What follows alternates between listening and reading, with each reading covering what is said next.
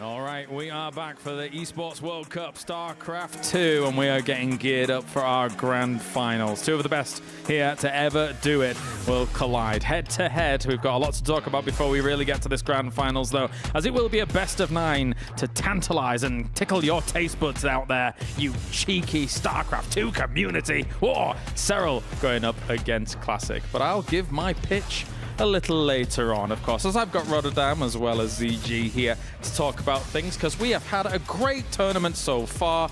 Another World Championship for the history books for sure. It's been there's been so many good series, Roddy. I can't pick one off the top of my head. So many fun moments. Absolutely. I had a difficult time selecting one, but for me it had to be the ZvP, man. Between the two Basilisk boys in the quarterfinals, Reiner and Serral. Reiner once more truly showed up on a big international stage, and he didn't just make Serral sweat. I think he gave him a panic attack. There was a moment of terror and shock on Serral's face in Game 5 where that feeling starts sinking. It's like, am I out of the World Championship? And then Serral's is like, nope, never say die. It's almost like out of a Dragon Ball Z episode, because it looked so grim right before this. The camera shot to Serral's face. He leaned back, took his hands off the keyboard. He's like, nope, not going down like this. We'll never go down without a fight. Lots of great moments, as you said, James. Amazing players, great series, but this one for me absolutely took the crown. I mean, can you imagine if this was the final? Like, well, I think their heart rate monitor would have actually exploded, like, or at least Reiner's. If they're on opposite sides of the bracket, I think it's very, very likely. Maybe, yeah. Yeah, and then we've had such epic finals between those two in so many previous years. It's just been really, really fantastic. So, yeah, that would have been my choice as well. I guess I would have also maybe said, like, Maru Reiner, but, like, Reiner kind of gets the overall, like, MVP of great games, I suppose, for this tournament. Fair. So, sorry, did you actually pick a favorite moment? I don't think I did. Well, my favorite moment was something a lot more heartwarming and cringy, which was just, you know, the friends made along the way. No, but seriously, I think that's what we always, like, first start off with, you know? Like, obviously, we all love StarCraft. We're all passionate about it. This has been proven.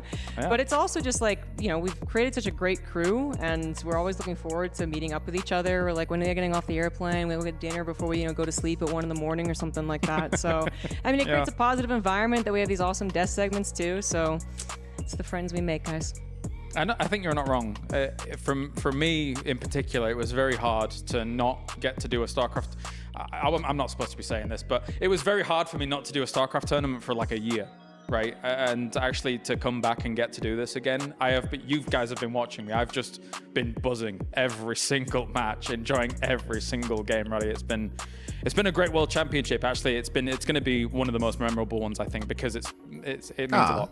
Everything you said, everything ZG said, I mean, all the nights after the long days as well. It's like, yeah, we can sit here for 8-9 hours, but it doesn't mean it's like, all right, PC it tomorrow. No, we sit down in the lobby, we talk for a few hours, a little bit about StarCraft, a little bit about this event, other events, or just about all the other things in life. Like, obviously, I completely agree. What's my favorite part about the event so far? The doggos, Pappy. The doggos.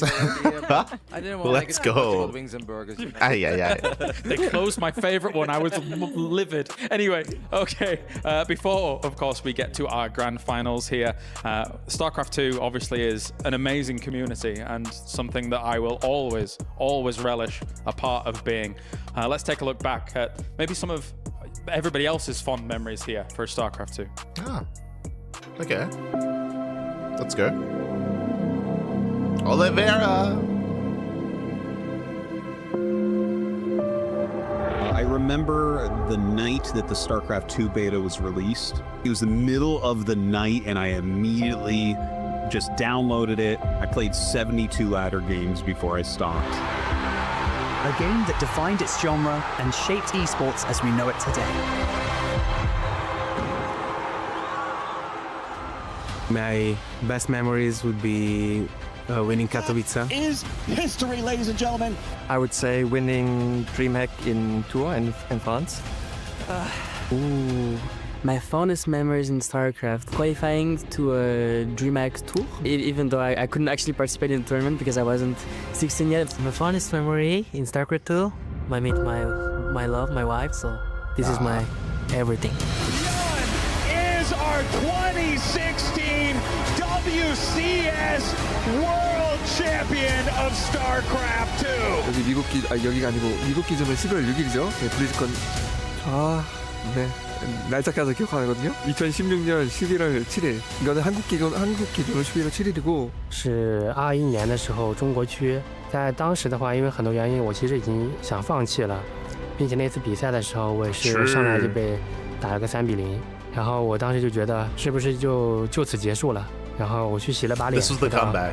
那即便就此结束的话，我也不想说是最后被零封，然后没想到就赢了。Brand new Chinese champion. With a bloody reversal as well. Oh my god. No way. 스타트야 오래 있어줘서 고맙지만 You're 15 years old now. It's time for you to start thinking about getting a job, okay? StarCraft 2. So get out there and do me proud. Do me proud. 스타투에게 뭐 한마디 하자면 그냥 항상 옆에 있었던 든든한 친구였는데 지금 좀 열정을 아직 식지 않게 해주셔서. Well, I like to say StarCraft. Hey, you just changed my life. 고마워. Well, first of all, the quality time it has given me, and just all the people I have met through it. Sometimes you're really frustrating, and I really just want to, punch you. But I think that's what it means to be a true friend.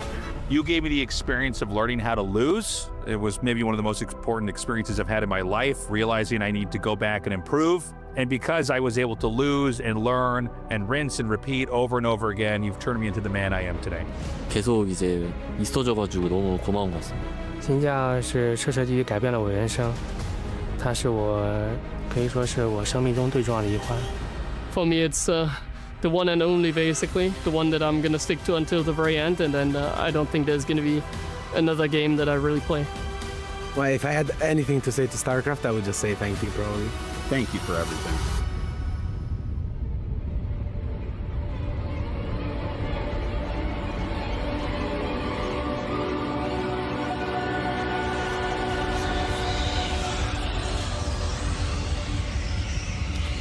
This was a nice little send-off piece. It was nice. It was nice. So many glorious moments across the history of StarCraft 2, and I'll just go rogue and say, we want to continue. This historic moment is going to happen here as we crown another world champion, but this community deserves a circuit, deserves to be here next year and many years to come. So, without further ado, let's talk about our grand final here for StarCraft 2 for the World Championship for the Esports World Cup. Let's get it going, because this man is going to have to answer a very important question. How do you kill that which cannot be killed in Serral? A two-time world champion in Serral will go head-to-head against Classic, a Protoss, where we have never had a Protoss champion in the last 10 years. In terms of a world champion, we have not had Classic ever reach a world championship match, and now he has to answer the question I posed earlier. Rotterdam, Zombie Grub joining me to talk about this grand finals. Rotti, talk to me, because we've already seen Serral look dominant against what Classic was able to pose. How does he answer the Serral problem? I think more of what he has shown already today, being willing to switch it up, not always being that strong defensive Protoss and willing to go to the late game. Yeah, Roddy is echoing what we said in the lead up to this. For those that are curious, we were speaking on how in the first time that Serral played against Classic, you're seeing the highlight reel here, Serral was looking dominant. He was looking dominant again against a much more defensive Classic. And Classic really did struggle in that series, but what did we see today at a Classic against the series versus Solar is hyper-aggression. I say hyper-aggression. We saw so much more aggressive tendencies. We saw so much more glaive up openers, for example, glaive up follow-ups, a lot more timing attacks, a lot more of an assertive nature out of Classic, very much so in the face of Solar. And as Rotterdam is saying, we were saying that as well, is we do want to see more of that against Serral. We want to see more of that, being more laid back, being more defensive, and letting Serral do what he wants. Clearly, it's not going to work. Not going to work. Not anymore. This is not DreamHack Dallas. This is EWC. So we need to take a different approach against Serral here from the side of Classic. He can be the best controller in the world, and he can show it on a big stage, but it's going to be very tough against Serral. Definitely so. As we take a look back at the series that they played things out, Serral, of course, able to win that 3-0. Again, for me, the question marks are around those long games, right? Slowly, the battle of attrition wins out for Serral. The abducts, the Viper abduct on things like carriers will slowly break you down to the point where you somehow have to negate it. But how do you negate that as Classic? I mean, it's ridiculously hard to beat Serral at his own game in the late game, but there are so many different ways to get there. Very often, people look at a maxed out game and big armies, and they both have a bit of a bank. It's like, this is it. They're both entering the late game and they're ready. But there's a night and day difference between Serral being red at poor or as a Protoss already having cannons and batteries far out, depending on the map play. Like, imagine you play ley lines and Classic is at least matching the bases of Serral, or even has one more. Then those Tempests will look 10 times better than when they're just sitting at home, keeping the bases that we currently have safe. But we need to be out and about on the map, and we need to utilize recalls. I think recalls are incredibly important. Split up that mothership, like go left, go right, go to a nexus somewhere, and then take advantage of all the tools that Protoss does have to work with in the late game, and be incredibly on top of your upgrades. It's so important to have an upgrade lead entering the late game rather than being even Best of 9. being behind. Because if we're behind, we're not beating Serral in the late game. No, I don't think we are. I mean, Classic has a road ahead of them. We do have the maps up on screen. I mean, they're gonna have to play every single one potentially, which would be very fun. Decider, Last Fantasy. Yeah, Last Fantasy as the Decider would be amazing. But yeah, I mean, we're gonna really talk a lot about Classic because he is the underdog coming into this. Like that has to be said. And then just to really touch on Serral for his accomplishments to get here. I mean, imagine just 10 years ago, actually, to think back on StarCraft 2, it being, this Finnish Zerg player who's constantly coming out on top in literally everything. No matter how often the Koreans come back, they're in the top 4, once again, dominating that spread. It's Serral who's the consistent one. And again, he's the only one in the semifinals. God, thank you so much. Thank you so much, 007 for the gifted subs in the chat. God, yeah, thank you so much. Thank you so much for 5 gifted subs to Wing It, to Supreme Death, Jagan, Highlith the Nerd, and Rudan Atlas. Thank you. Thank you. Do appreciate it. We're getting ready for the finals. But imagine you become the world setting champ up. by taking out Also, Serral I was concerned that it was going to be Rotterdam and Zombie on the casting couch. That's who we have. So it looks like it is going to be Tastosis for the finals. Serral, the Finnish phenom, to be able to do it, So or is able to do it here on the EWC stage, or Serral becomes the 3 times world champion. There is no disputing that he is the GOAT here, and may he be here for a 3rd time. It is time to get this going here for the StarCraft 2 Grand Finals. Serral goes up against Classic. Take it away. Let's go. Hello, StarCraft 2 fans, and welcome to Riyadh. One stage, and the whole world is watching. And GG, well played. Serral obtains the win. Serral takes the 4-0 and will advance on to the Grand Finals. I think Classic's in the best form he's been in a very long time. He won a lot of tournaments. As unfortunately, the champ of 2024 is eliminated by a fantastic Classic 3-0.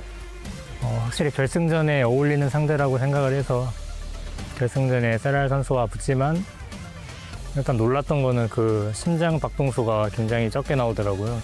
GG, Serral defeats Classic 3-0. 뭐 제가 이번엔 지긴 했지만 또 달라스에서는 이겼으니까 1대1이라고 생각하고 Classic will complete the series 3-2. GG, congrats, Classic is going to the Grand Finals.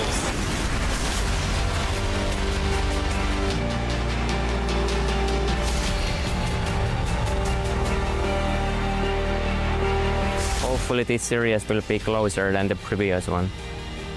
Yes, I'm ready.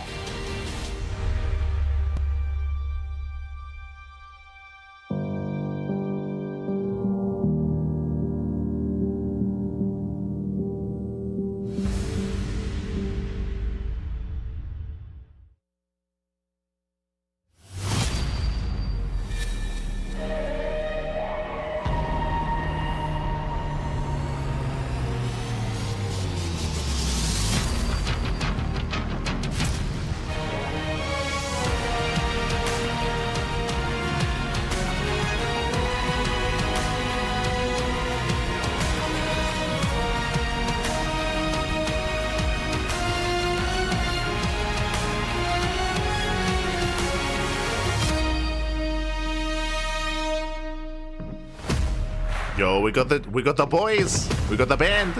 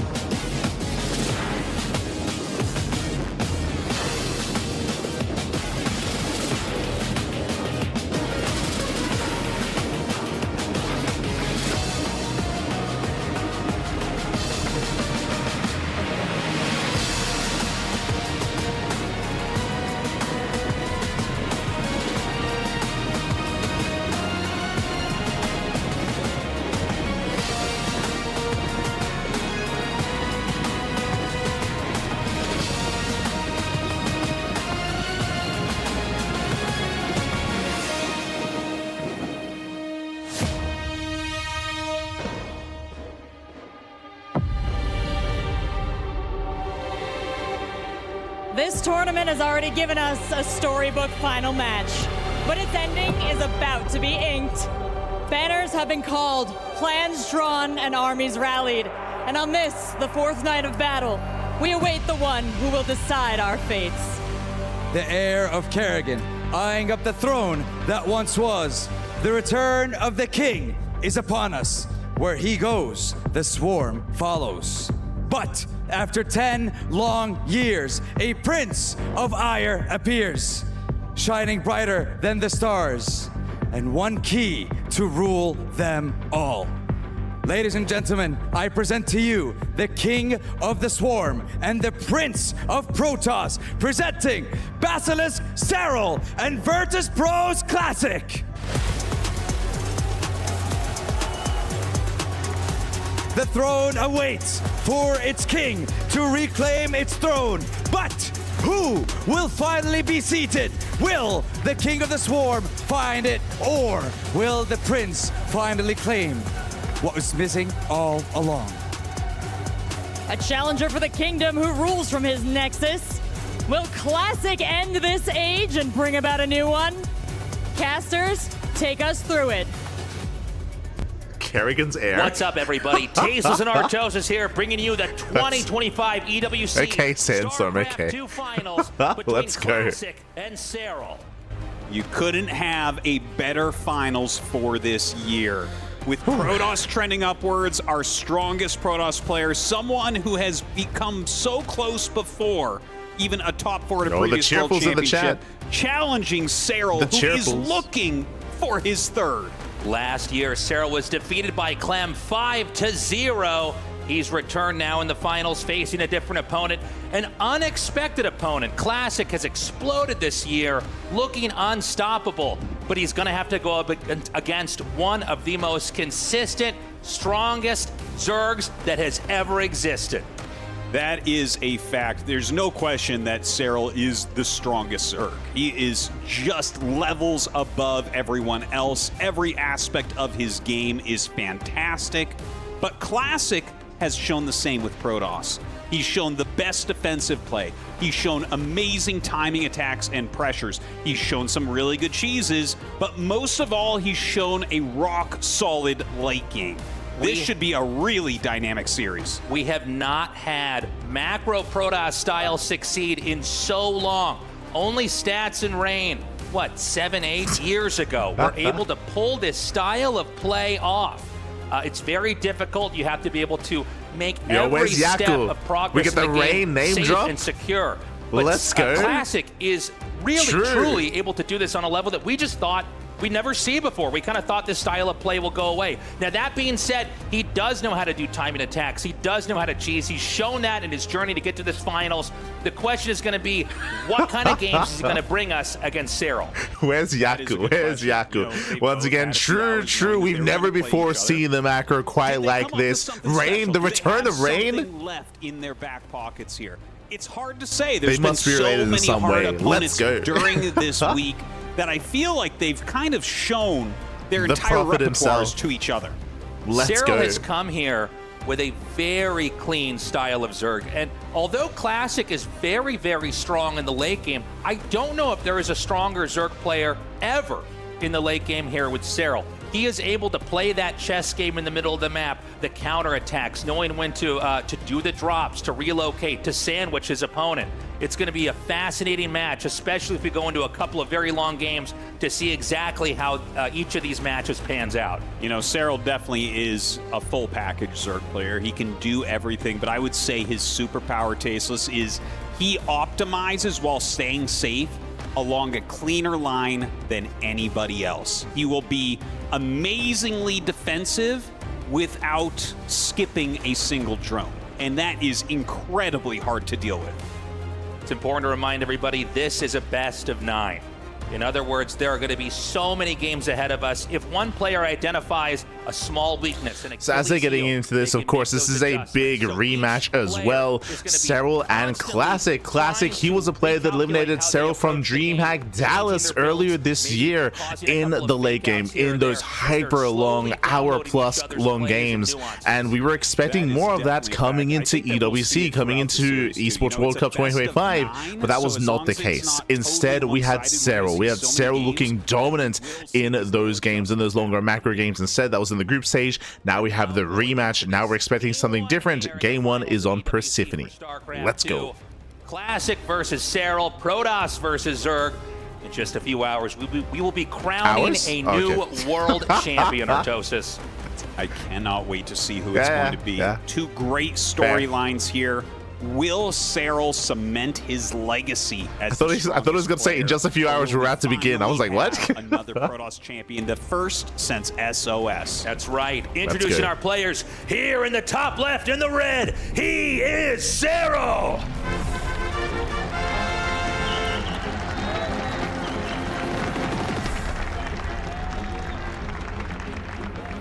And his opponent down here in the bottom left in the blue, he is Classic. And if you're in the chat, you know what time it is? It is Gamba time. Predictions are now open. Place your bets on who you think will claim the series, who you think will be this year's EWC World Champion. We'll go the way of Serral, we'll go the way of Classic. Coming into this, Serral is favored. Classic is the underdog, but he has brought Serral down before. Can he do it again? We need to see a different style, though, against Serral. The pressure is on. And I don't think you could have a world-class Protoss player with a bigger challenge here than going up against Serral, who seems to be just impeccable. There's no obvious weakness. There's no quirk in his playstyle that I feel can easily be exploited.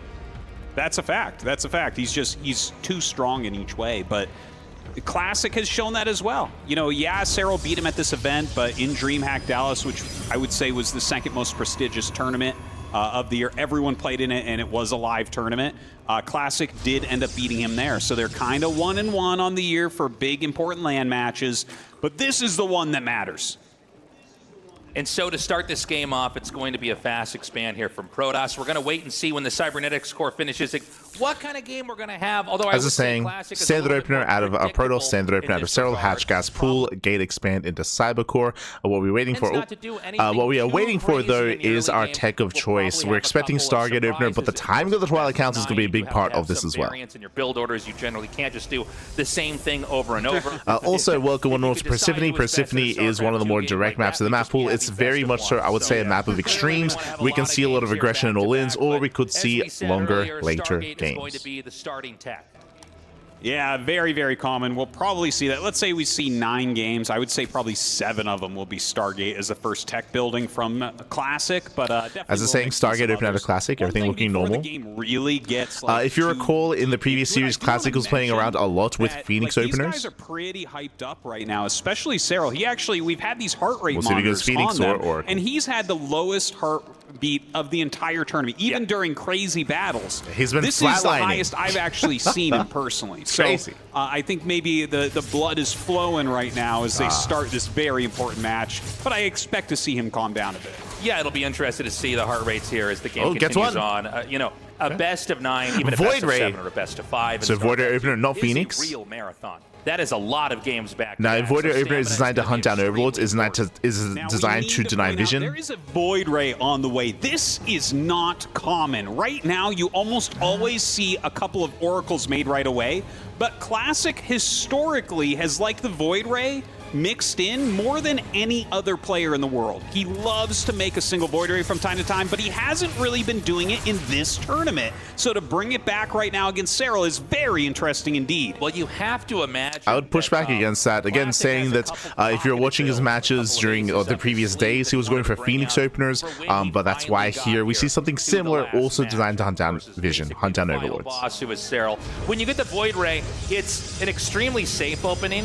You basically can't die to any rushes. It's then used later on to clear the overlords on the map. But if you look at the minimap, there are no overlords anywhere. Yeah, there was one, I think, that he got already, and then nothing else with the Void Ray. He is kind of scanning for it at the moment. Like the Void Ray is moving up the side of the map, and we'll see if he can Rushing get Tempest. else. Occasionally, you'll bring it in and like poke a queen. Waiting for the Fleet Beacon, unless we go into Mass Oracle. At the same time, okay. You never know. He might be able to get Serral to make a little mistake Crazy and get setup. a bit of damage.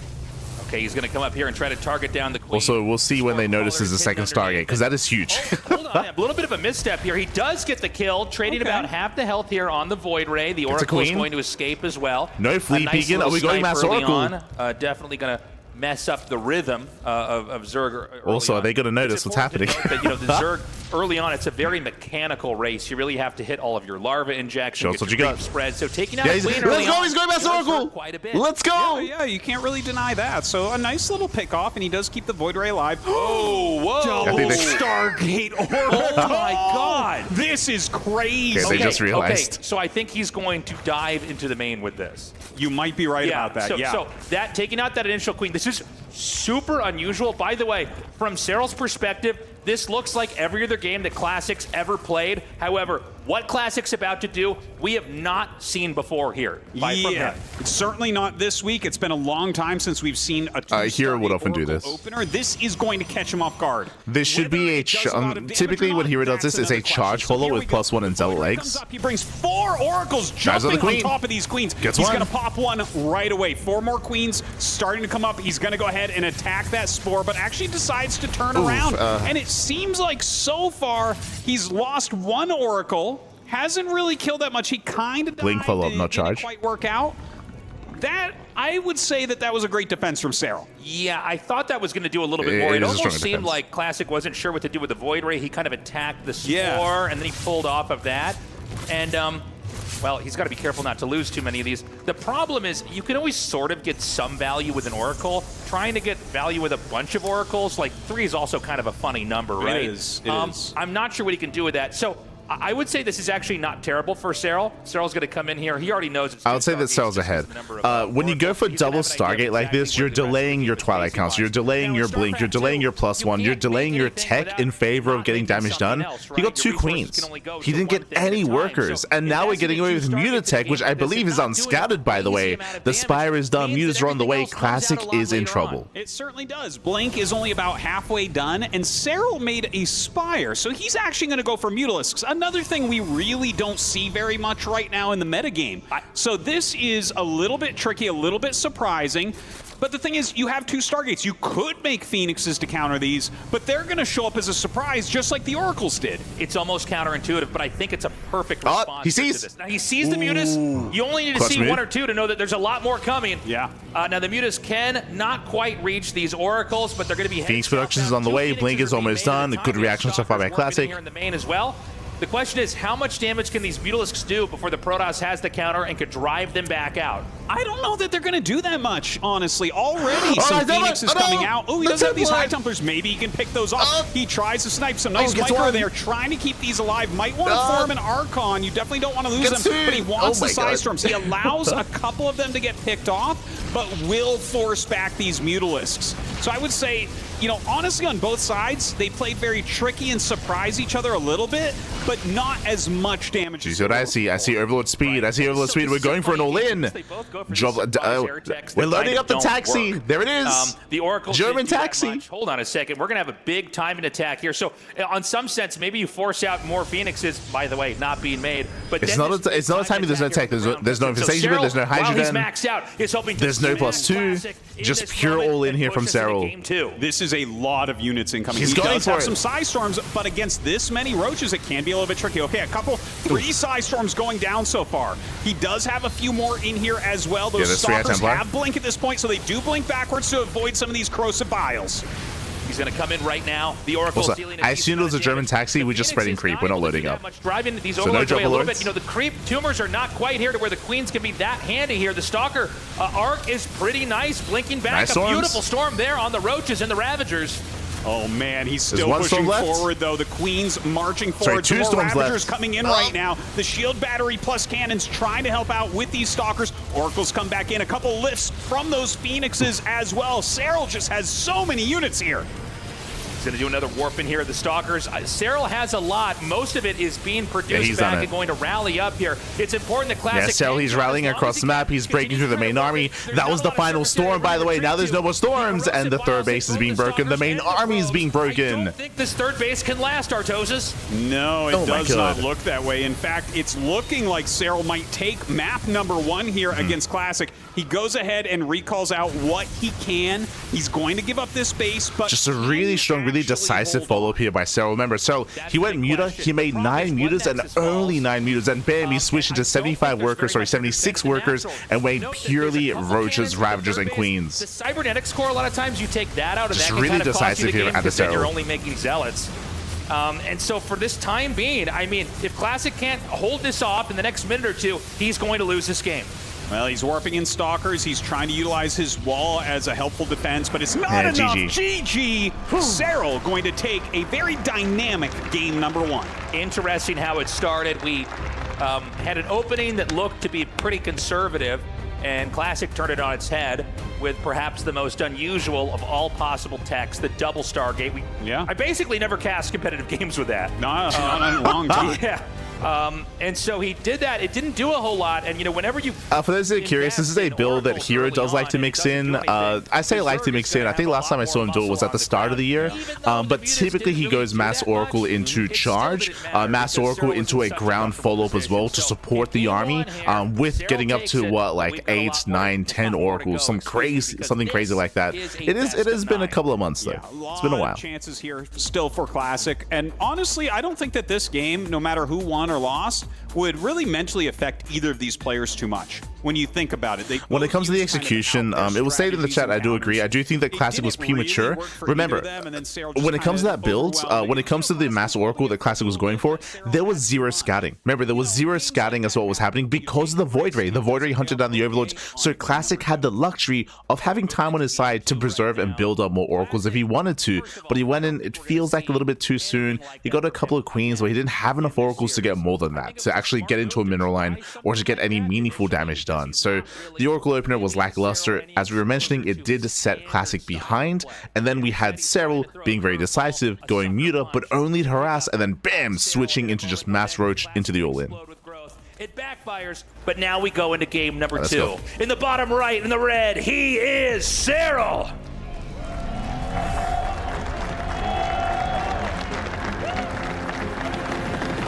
And his opponent here in the top left, in the blue, he is Classic. Shows what you got, Classic. I appreciated it in game 1. I did appreciate the build. Are we going to have any other wild strategies coming out? The double Stargate Oracle after a Void Ray was super, super neat. The Mutalisks, we just really don't see too many mutas. You know, I think I remember one game this week that we saw mutas fielded against Protoss in that kind of early portion of the game. It's easy to forget they're even in the matchup at all. Really. You only watch PVZs, you don't see them very often. We see muta play quite often currently in the meta. Muta play is really map dependent, but we do see it on maps like Tokamak, on maps like Maganatha, and I would say those are the 2 most common, and on Persephone as well. True. The best players in the world with the biggest prize on the line. So muta play is, I wouldn't say standard, but it is seen pretty frequently. Just as a heads up. This game actually should probably be a little bit more standard. I know we've been talking a lot about how Classic players like Shin, players like Rogue, they do enjoy playing muta when they can. Moves. I do think that the timing attack from Serral in game 1 was really more prompted by shutting down the double Stargate. I think so. Although we very well could see him do something similar to that, depending on how the rest of these games go as well.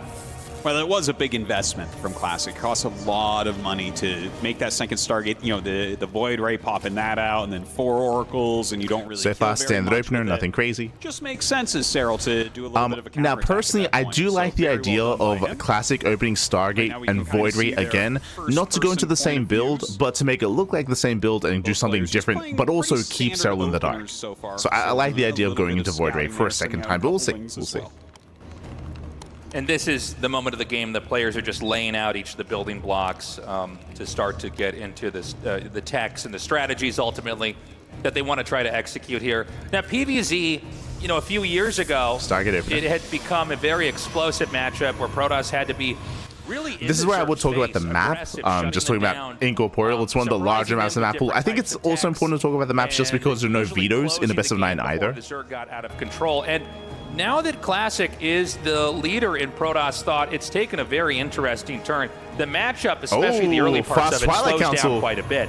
The Protoss, especially with Classic, more so than any other player in the world, is very withdrawn, staying back, powering up, and then the observer is really focusing on trying to show that to the casters. Carriers at times used. We have the mothership. But remember, no third base, Twilight Council. This looks like Glaive Adepts, or we could even pull out a gas and go into charge. Suddenly you have this wrecking ball that can maneuver through the map, destroying but leaning more towards Zerg bases. And the Zerg also has a hard time counterattacking. Templars are handy in defending, but also the recall can be utilized as well.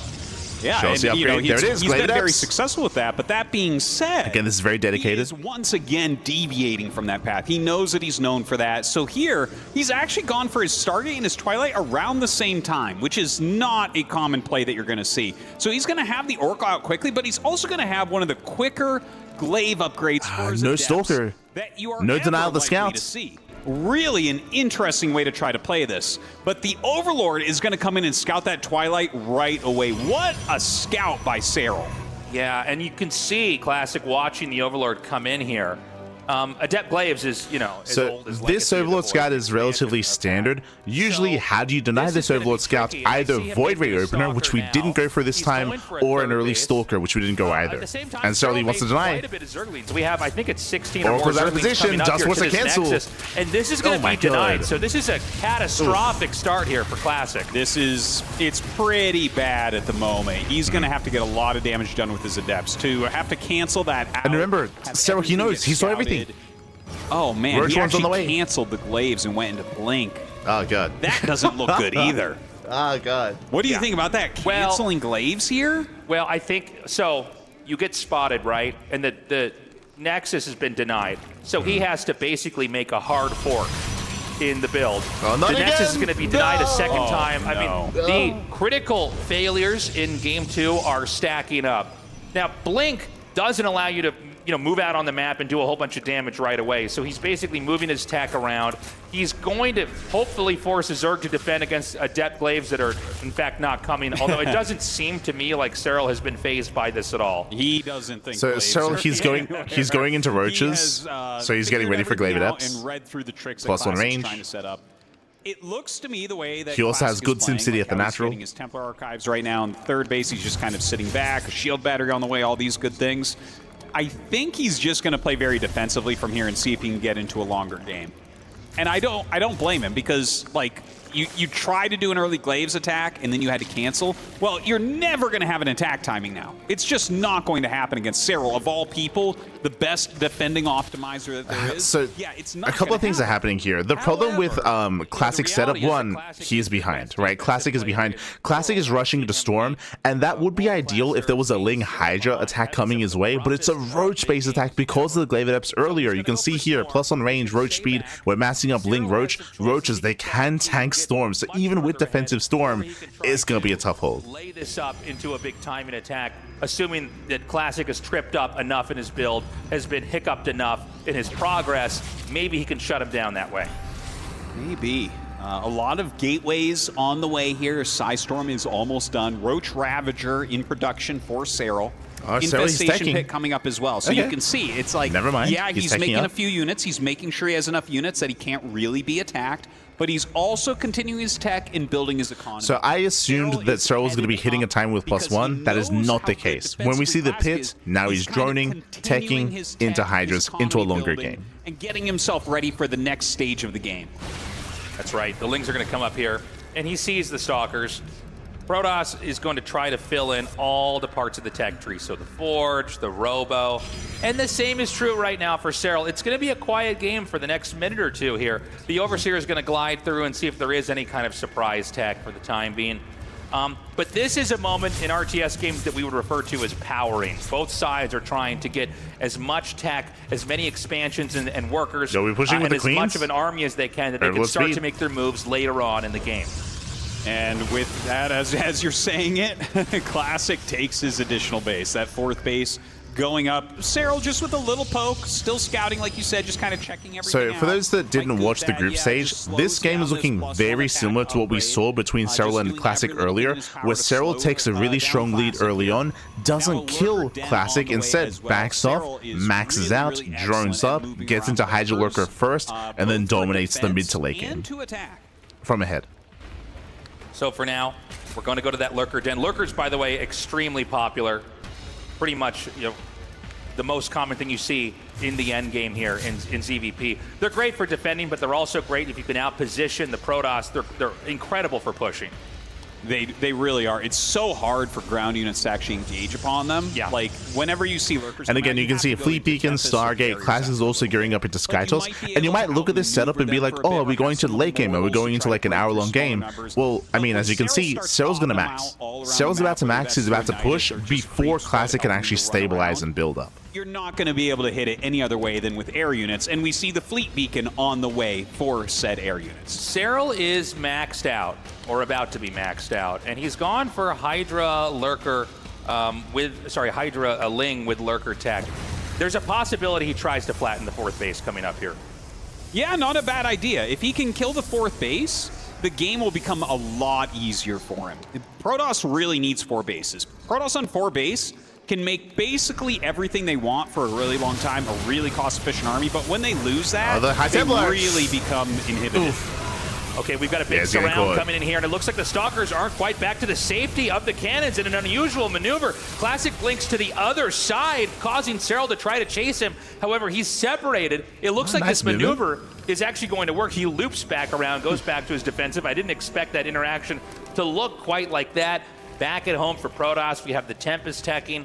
The Mothership is on the way here as well. And it does look like Classic is not going to be thwarted here on this 4th base. No, not as of yet. He did lose some High Templars, so that is a little bit painful. But that was a lot of Templar going down. Additional Tempests out, it's going to be a lot easier to push back this army.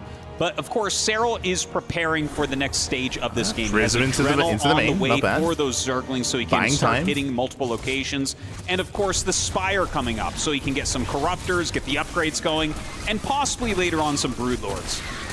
We've got a small drop coming in here. This is just to keep Serral occupied. A big attack here on the right. He sets off the trap. The Lurkers burrow. There's no units other than the Zealots that are warping in. That can't help hold this fight off. Instead, they're going to get fished in and wiped out immediately. We need to see Classic come over here. Here come those Tempests now. It's important he keeps this Nexus alive, by the way. If the Nexus is sniped, that's going to be huge. The Stalkers will come up, and it looks like Serral's not going to go much further into this. Now, just to go big picture for a second here, this map, top and bottom, it's very easy to see which player gets what, right? However, through the middle, all the expansions are contestable on either side. So as we go into a late game, this is going to be a very fascinating positional game to watch. Yeah, you know, they definitely are defendable, but they're so far out there that it's something you don't want your opponent to take. Stalkers like, going if down. they take them, you kind of have to go attack. And you can see Serral's taking one right now. Classic kind of chases him all the way back to there. He sees that hatchery's on the way, and I think he'll follow up with another attack after he refills his army a little bit. We've got the Warp Prism moving around again. Serral has a little bit of pressure on Classic.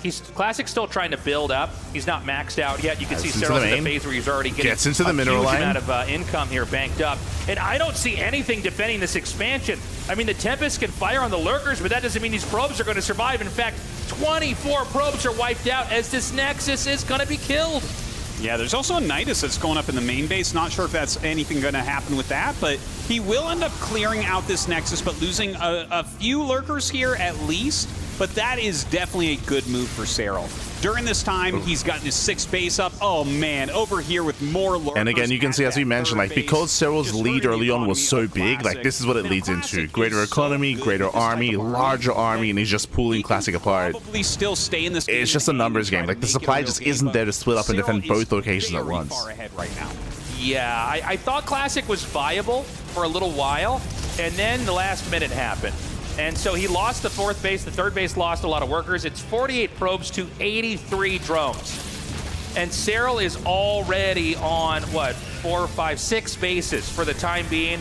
and is probably going to have access to more for a little bit. And because Classic is in such a defensive posture, he can't do anything to punish that new base in the middle of the map that Serral has. Look at this, the Lings coming up, that Adrenal upgrade really paying off now. Very, very tough position. You know, right now, Classic is rotating back and forth. He's trying to clear things. It's funny, Nidases are going up that nothing's coming out of. Serral is just taxing the multitasking here of Classic. And honestly, he doesn't even have enough units, even if he has the multitasking to clear it. It does seem like things are really it's good that they just, that Artosis just brought it up again, because of the early game, because of how well the early to mid game went for Serral. That's why Classic just doesn't have the supply here to defend his bases. He could not hold on to his fourth and his third base. Juggle all these tasks back at home, putting out fires, stopping counterattacks, and it's just getting worse and worse. Some Corruptors coming up, and they will go after this mothership. Should be an easy kill there. Not a lot of anti-air here, just some storms and whatnot. GG, and Serral goes up 2-0. Now, that sounds really dominating, and it is in a way, but I do want to bring attention to the fact that both of these games were Classic opening up with something kind of cheesy, kind of aggressive, something that's not normally done.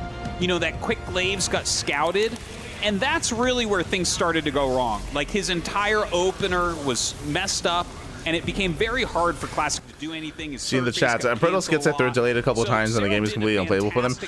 Bearing in mind not to let things cloud your judgment, as a reminder, it was a Twilight Council opener before third base, so it was a delayed third from Classic, so it was already a later third, which made it more difficult to defend. Likewise, I mean, obviously, he got scouted, he got shut down. The Oracle was across the map, so he couldn't save his third base back at home because the Oracle was out of position. The Adepts were not in position to defend the base either. I think there was only one Adept at that third base, so it was a really shaky start from Classic. He got completely shut down at the early game. That's why he went, he cancelled Glaives, went into Blink, so again, it was just a really, really rough start for Classic. It was quirky, it was unusual, it was a bit, I mean, he tried to do something different to catch Serral off guard, but he got punished for it. Got punished quite hard.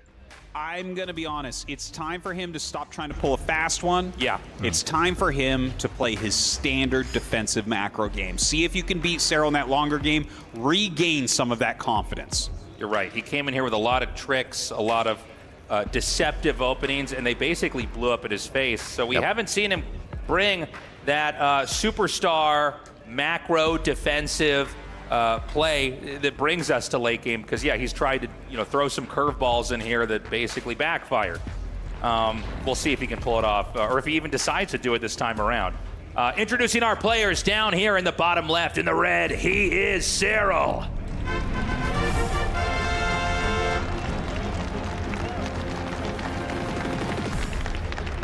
And his opponent in the top right in the blue, he is Classic. Okay.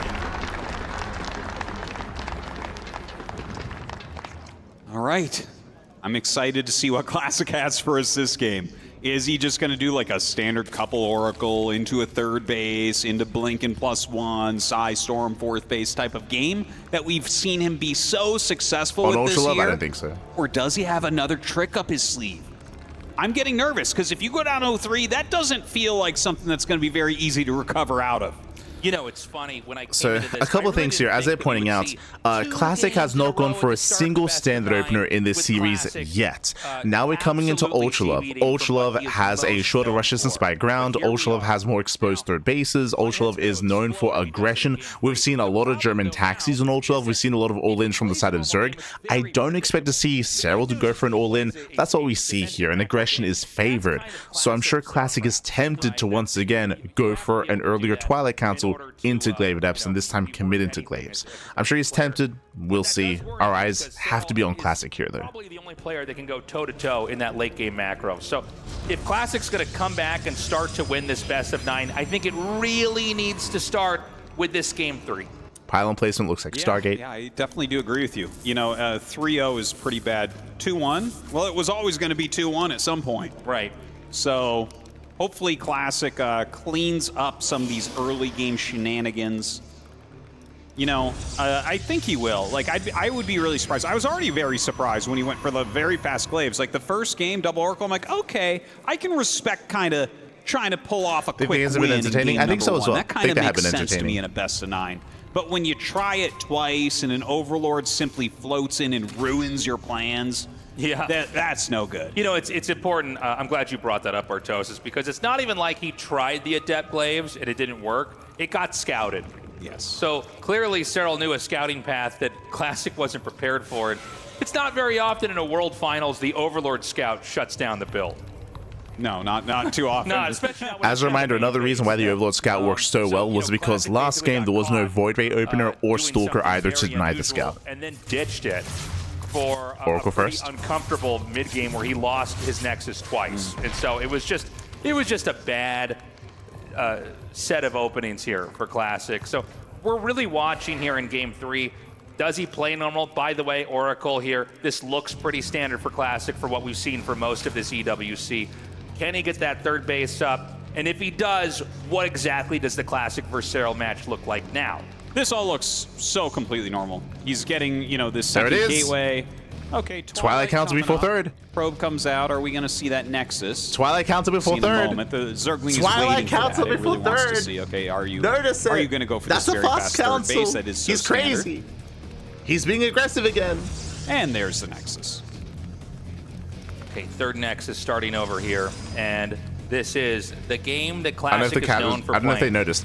So with this fast Twilight Council, this looks like Glaives. Technically, we could rush into really fast Blink, but I'm leaning more towards Glaives here. Yeah, Gateway Explosion, no forward. Show us the Glaive Adepts. Serral's going to go for. So we've got more gateways coming here, and we're going to begin to see the Protoss tech build up, as we will There it see is. Serral's tech build up as well for Zerg. Yeah, so already adding some additional gateways and getting a very quick Glaives. Do note that there is no Forge as of yet, so he is playing like kind of aggressive. This is a little bit... Yeah, I don't think they noticed that it was a Twilight Council before third base, but this is very aggressive. This is not all in, bear that in mind. It's not all in, but this is still Not committed. as crazy as the game before. The Overlord gets in the main here. Question is he going to spot this? Yeah, Also, he said this isn't as crazy as the game before. This is the same build. Block it, perhaps? Well, it depends on where it arcs out to. He kills There's it. Scout this time. Everything up here. All right, well, That's not even where the Twilight was. I didn't realize. Okay, so it's actually up there. The greatest suspense possible. Yeah, nice. And you can see already the biggest difference between this game and last game. The build is the same, but this time there was a Stalker. This time there was a Stalker that did kill the Overlord. It's a bit of a So no Scout. It's not too aggressive. It's not too conservative. Normally when we talk about a build like this, we call it like something that's an off timing. It's like Early Rocheforn. So safe build here by to be Serral. like an early cheese, and it's too, you know, it's like too early to be like a complete macro play. So here he comes. 9 Adepts coming in, a couple Oracles as well. There's definitely some potential with nice this. wall. I love the block here. Very he actually nice. lets them finish, so he's going to kill the Evo block.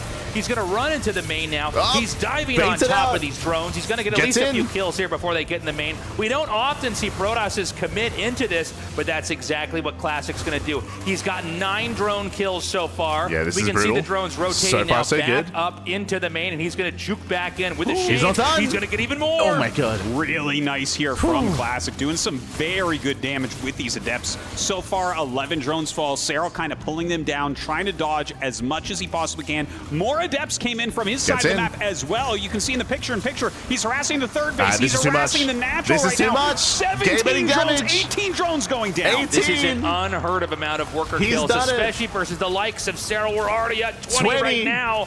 And this is going to be so painful. Hero, It's is a that 3-base you? Zerg versus a 3-base Protoss. Really looking fantastic for Classic. Back at home, another Oracle on the way, Blink on the way, the Templar Archives coming And again, up. this is why So we expected Classic is Twilight kind of Council here on this map, filling because in a couple what he things needs to happened make here. sure that One, this doesn't later go scout off. or no I scout from love that Serral he's this gonna time because of the knock down denial, some of because of these the blocks because of to make the it harder Stalker, for a but also counterattack, rush because distance once by you do ground that is type of shorter, damage, and you can see Serral Classic, he must knocks down the counterattack. tower. So the counterattack is going to be everything right now for Serral. The question is going to be, did Serral's Classic all in. overextend, or does he have enough to defend? He's been the master of defense in positions like this. We have nothing but more Zerglings being made. The Roaches, the Ravagers inbound right now. Will he go to the third base, or will he perhaps go to the natural? 2 Adepts coming to the main to try to kill off even more workers. Oh, he's dealing so much damage to him. Nice now, stasis. a stasis ward there. Actually, that is a great wall for the Roaches as well. Very well placed. More stasis wards going to be coming down. The Roaches, Ravagers, and Queens trying to push up this ramp right now. Another couple stasis wards do get planted, which are making a wall. Like, this wall is actually impeding the attack as well as freezing the units. He's going to continue to try to back up now. The Lings are going to push in. The Stalkers can continue to leapfrog away with their blink ability here. The Ravagers now in the front. If he can pick these off, but the Ravagers are going down. Huge. It does feel like Serral's a little bit overextended right now. I think you might be right about that. He's killing some Stalkers, but the focus fire of the Oracles, the focus fire of the Stalkers, and the healing of the shield batteries is doing magnificent work here for Classic. Pushing forward, and GG! Classic gets his name on the board. And you know what's so funny about this? Again, it's not the game we're used to Classic seeing.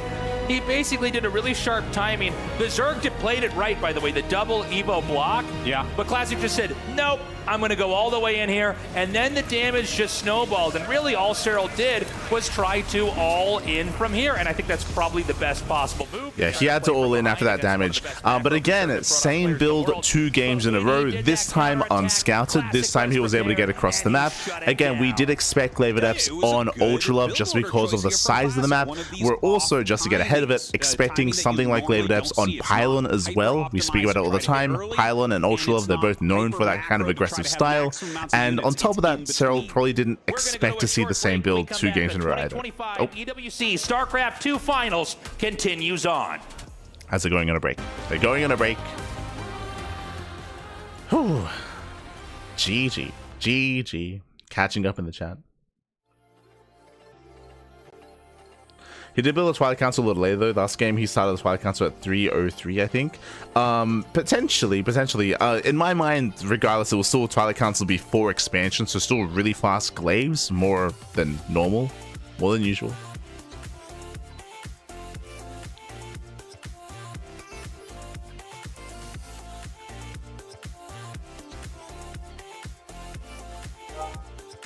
Could you mute the casting cast? Oh, it's okay. Let him cast, Pappy. Let him cast. I did do full casting for the group stage, but for the playoffs, we'll have our react stream. It's okay. It's all good. It's all good. It's all good.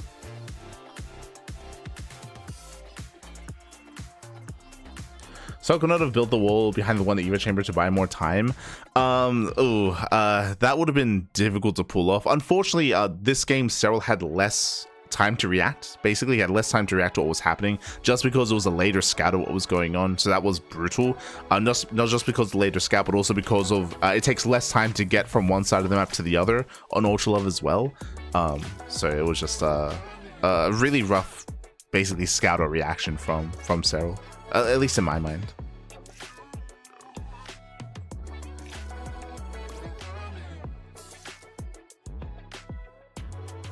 It's all good.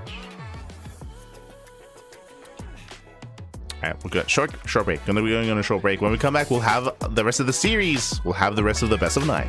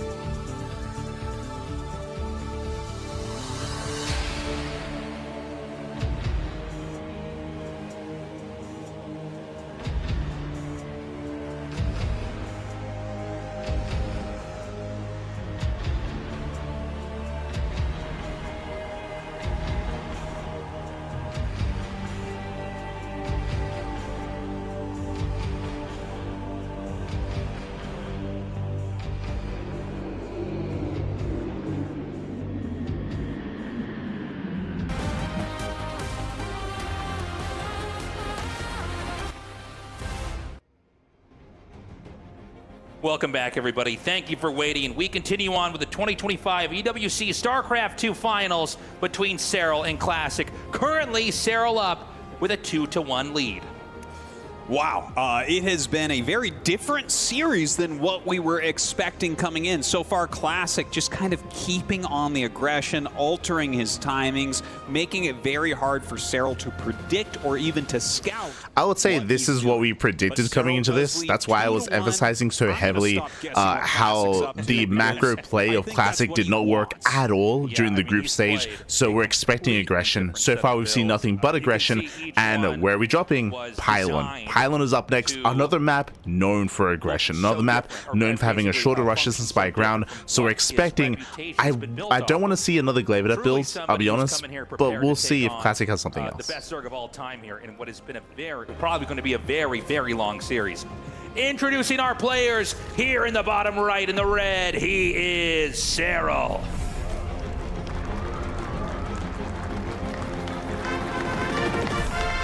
And his opponent up here in the top left in the blue, he is Classic. Here we go. Right. Now, when it comes to where do we expect Classic to play more defensive, to play more macro, and to play more for a longer game, I would say maps like Maganatha, maps like Tokamak, maps like Incorporeal, which we didn't get to see on Incorporeal, but those larger maps are what I kind of expect to see that on. Looking like it's going to be a normal macro game, and then the hard fork comes in. Yes. And he deviates from that. A very unusual timing there from Serral, that was, sorry, from Classic in that last game. That's one that's not intended to kill the Zerg, but to snowball the death of the drones so much that they're really not viable. They can't compete with a 3-base Protoss. And that's why we saw Serral do that counter all-in. Both of the all-ins that we've seen in this best of 9 so far, I think, have been basically prompted by the moves that Classic went for. It kind of makes sense when you think about the races in general, right? Like, you look at Terran and Zerg, so and they're kind of tiered as far as their tech goes. With Protoss, you know, once that Cybernetics core finishes, you have 3 distinct choices of tech trees that you can go down. So a lot of Protoss's power can be in switching it up a little bit, you know, deciding to go down a different road than what your opponent might expect and try to get some damage with that.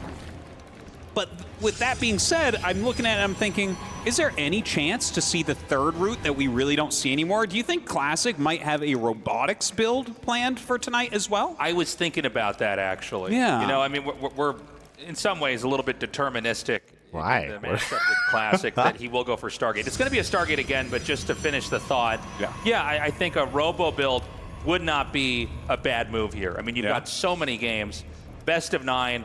In the history of StarCraft, and the best of 9, by the way, fairly new, introduced by EWC. So there are 2 quote-unquote viable robo builds that you can go for. Not even viable. The 2 quote-unquote builds you can go for. It's been actual years since robo opener into disruptor drop has been a thing. I think that was last seen like in 2022 or something, maybe 2023, but I'm thinking 2022. That was a thing back then.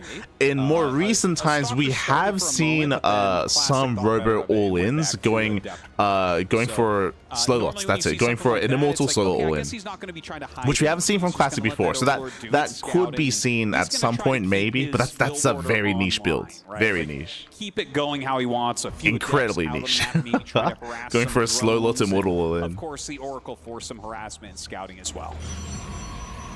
So we're going to have the second gateway coming down now, as well as this Oracle's going to move out on the map. The probe sent out here to the third base. Oh, I thought it was going to go back for a second. Do you see what I see? Twilight Council before third. This screams Glavedet again. It's the same build. Twilight Council before third base. Third gateway's on the way. And again, it looks like Classic and every other PvZ that we've seen. Normally, it is a macro game. We were talking about how we're going to try to not predict that anymore because he's deviated 3 games in a row from doing that, probably because he's hoping that Serral is really more ready to anticipate macro game after macro game and play against that.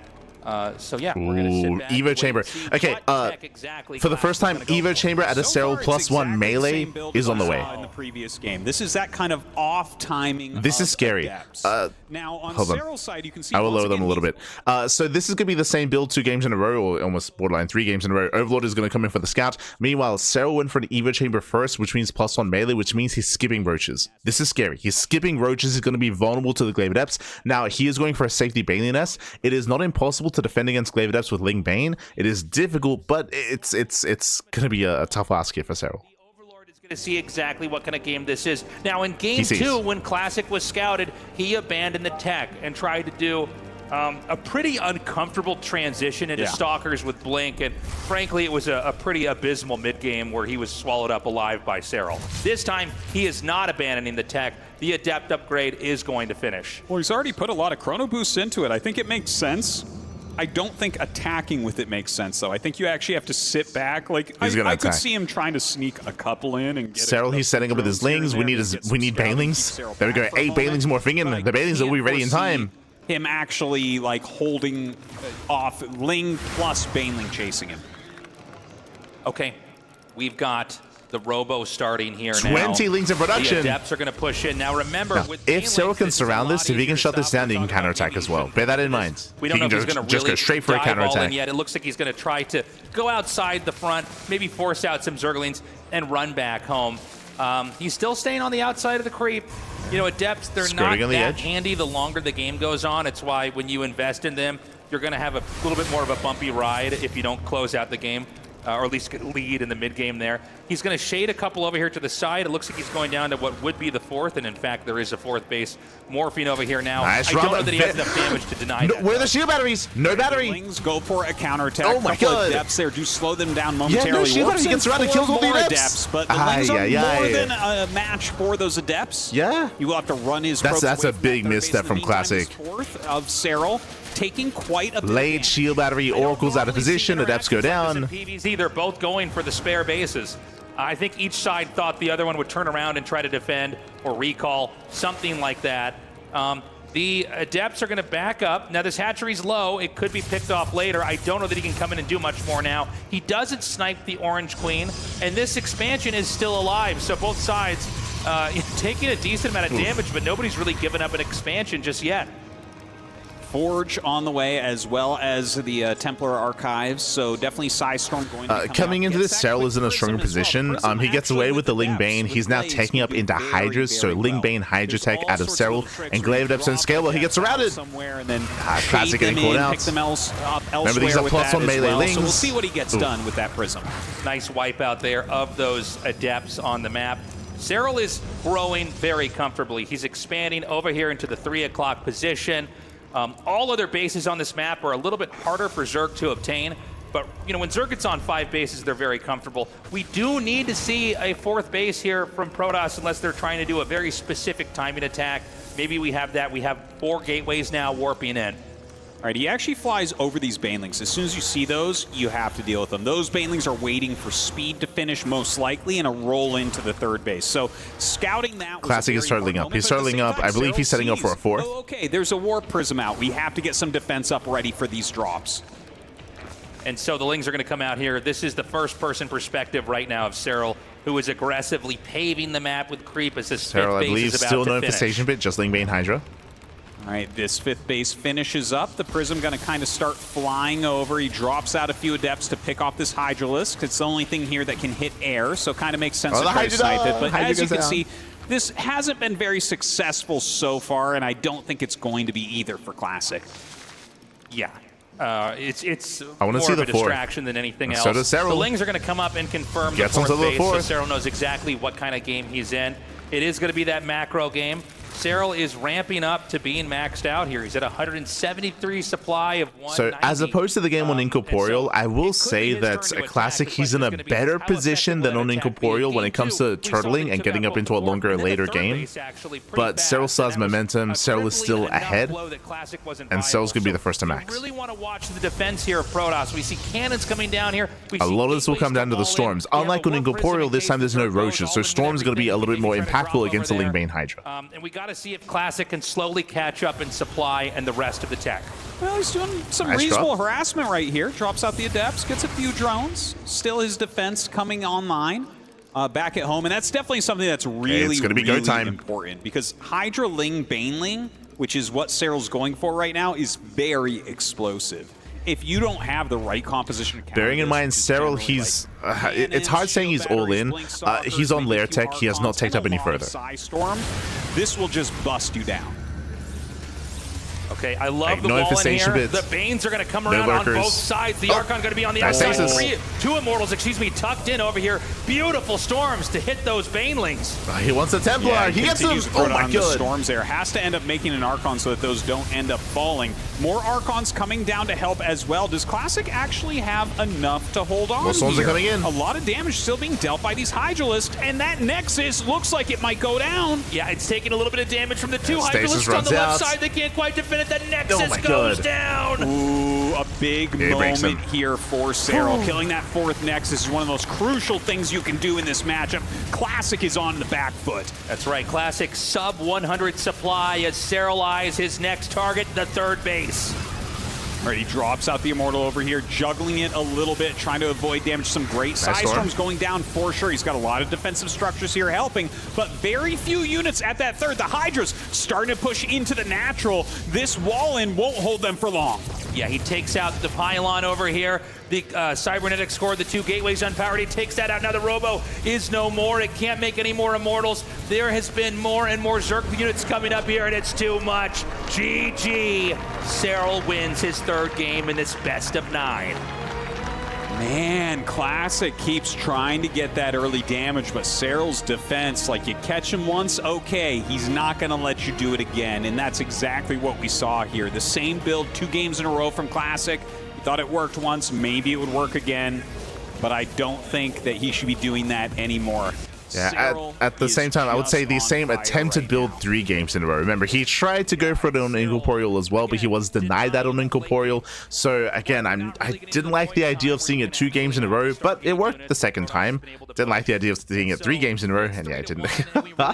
What I should emphasize here, the difference is that Serral, he saw it. Remember, he scouted it ahead of time. The Overlord get into the main base. He got to see what was happening. Even though he opened up +1 melee, he got a Baneling Nest, and he built up plenty of Ling Bane. And this time, the Glaive Adepts didn't do any damage. Not just didn't do any damage. Remember, I would say a pivotal moment wasn't just the defense of Serral, but the aggression, because he deflected the first wave of Glaive Adepts, and then bam, went for the run by. That's when we were talking about how there was no shield battery. Late shield battery out of Classic, and with that, he lost all the defensive adepts back at home. He lost a couple of probes. He got caught out in the center, and Serral had a very strong early game once again. And we gotta calm down with the Glaive Adepts because it's not working. Just calm down, Classic. Calm down. Aye. They can bypass the double Evo block. Yeah. Loading into ley lines. And by the way, Serral's scouting has been perfect. Yes. He seems to know very it. close. We don't normally talk about like where the Overlord goes in the early game. It's kind of a one of the basic things you learn in StarCraft. Yeah, you've got a flying unit that's also a farm. You can scout with it. You want to look and see if you can find anything. He seems to know exactly where the tech is going to be, and he's spotting it every time. In the top right, in the red, he is Serral.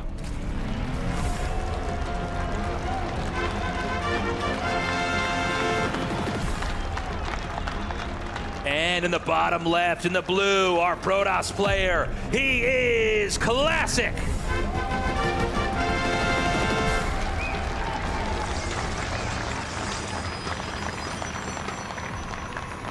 I really just don't know what to expect anymore.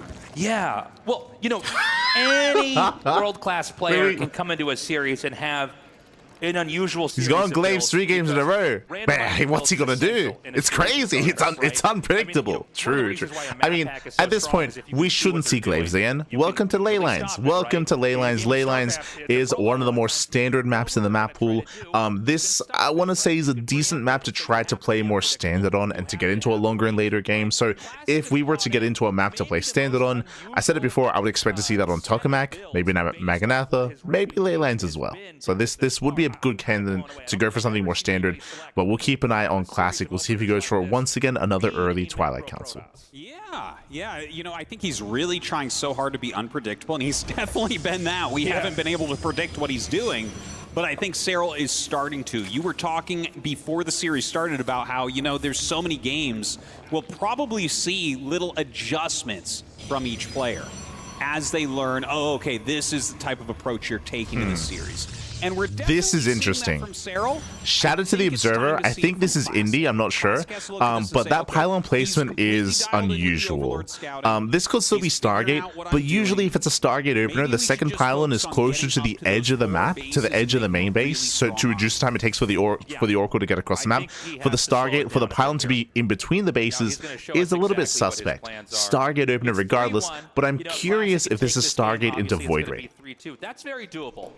But if this goes up to 4-1, man, so we'll keep an eye on Classic. Games Classic has to win in a row. And when you get up 4-1 in a best of 9, that player that has that lead, he has a lot of room to start to get weird with his builds, right? Most of this series, we've kind of cast. Otherwise, it could just be Stargate into Twilight Council again. I mean, it could. Sort of have to, because he's the one that's starting to make the major decision that impacts what happens. His decision will ripple through the rest of the game and force a Zerg to behave a certain way, to react in a certain style.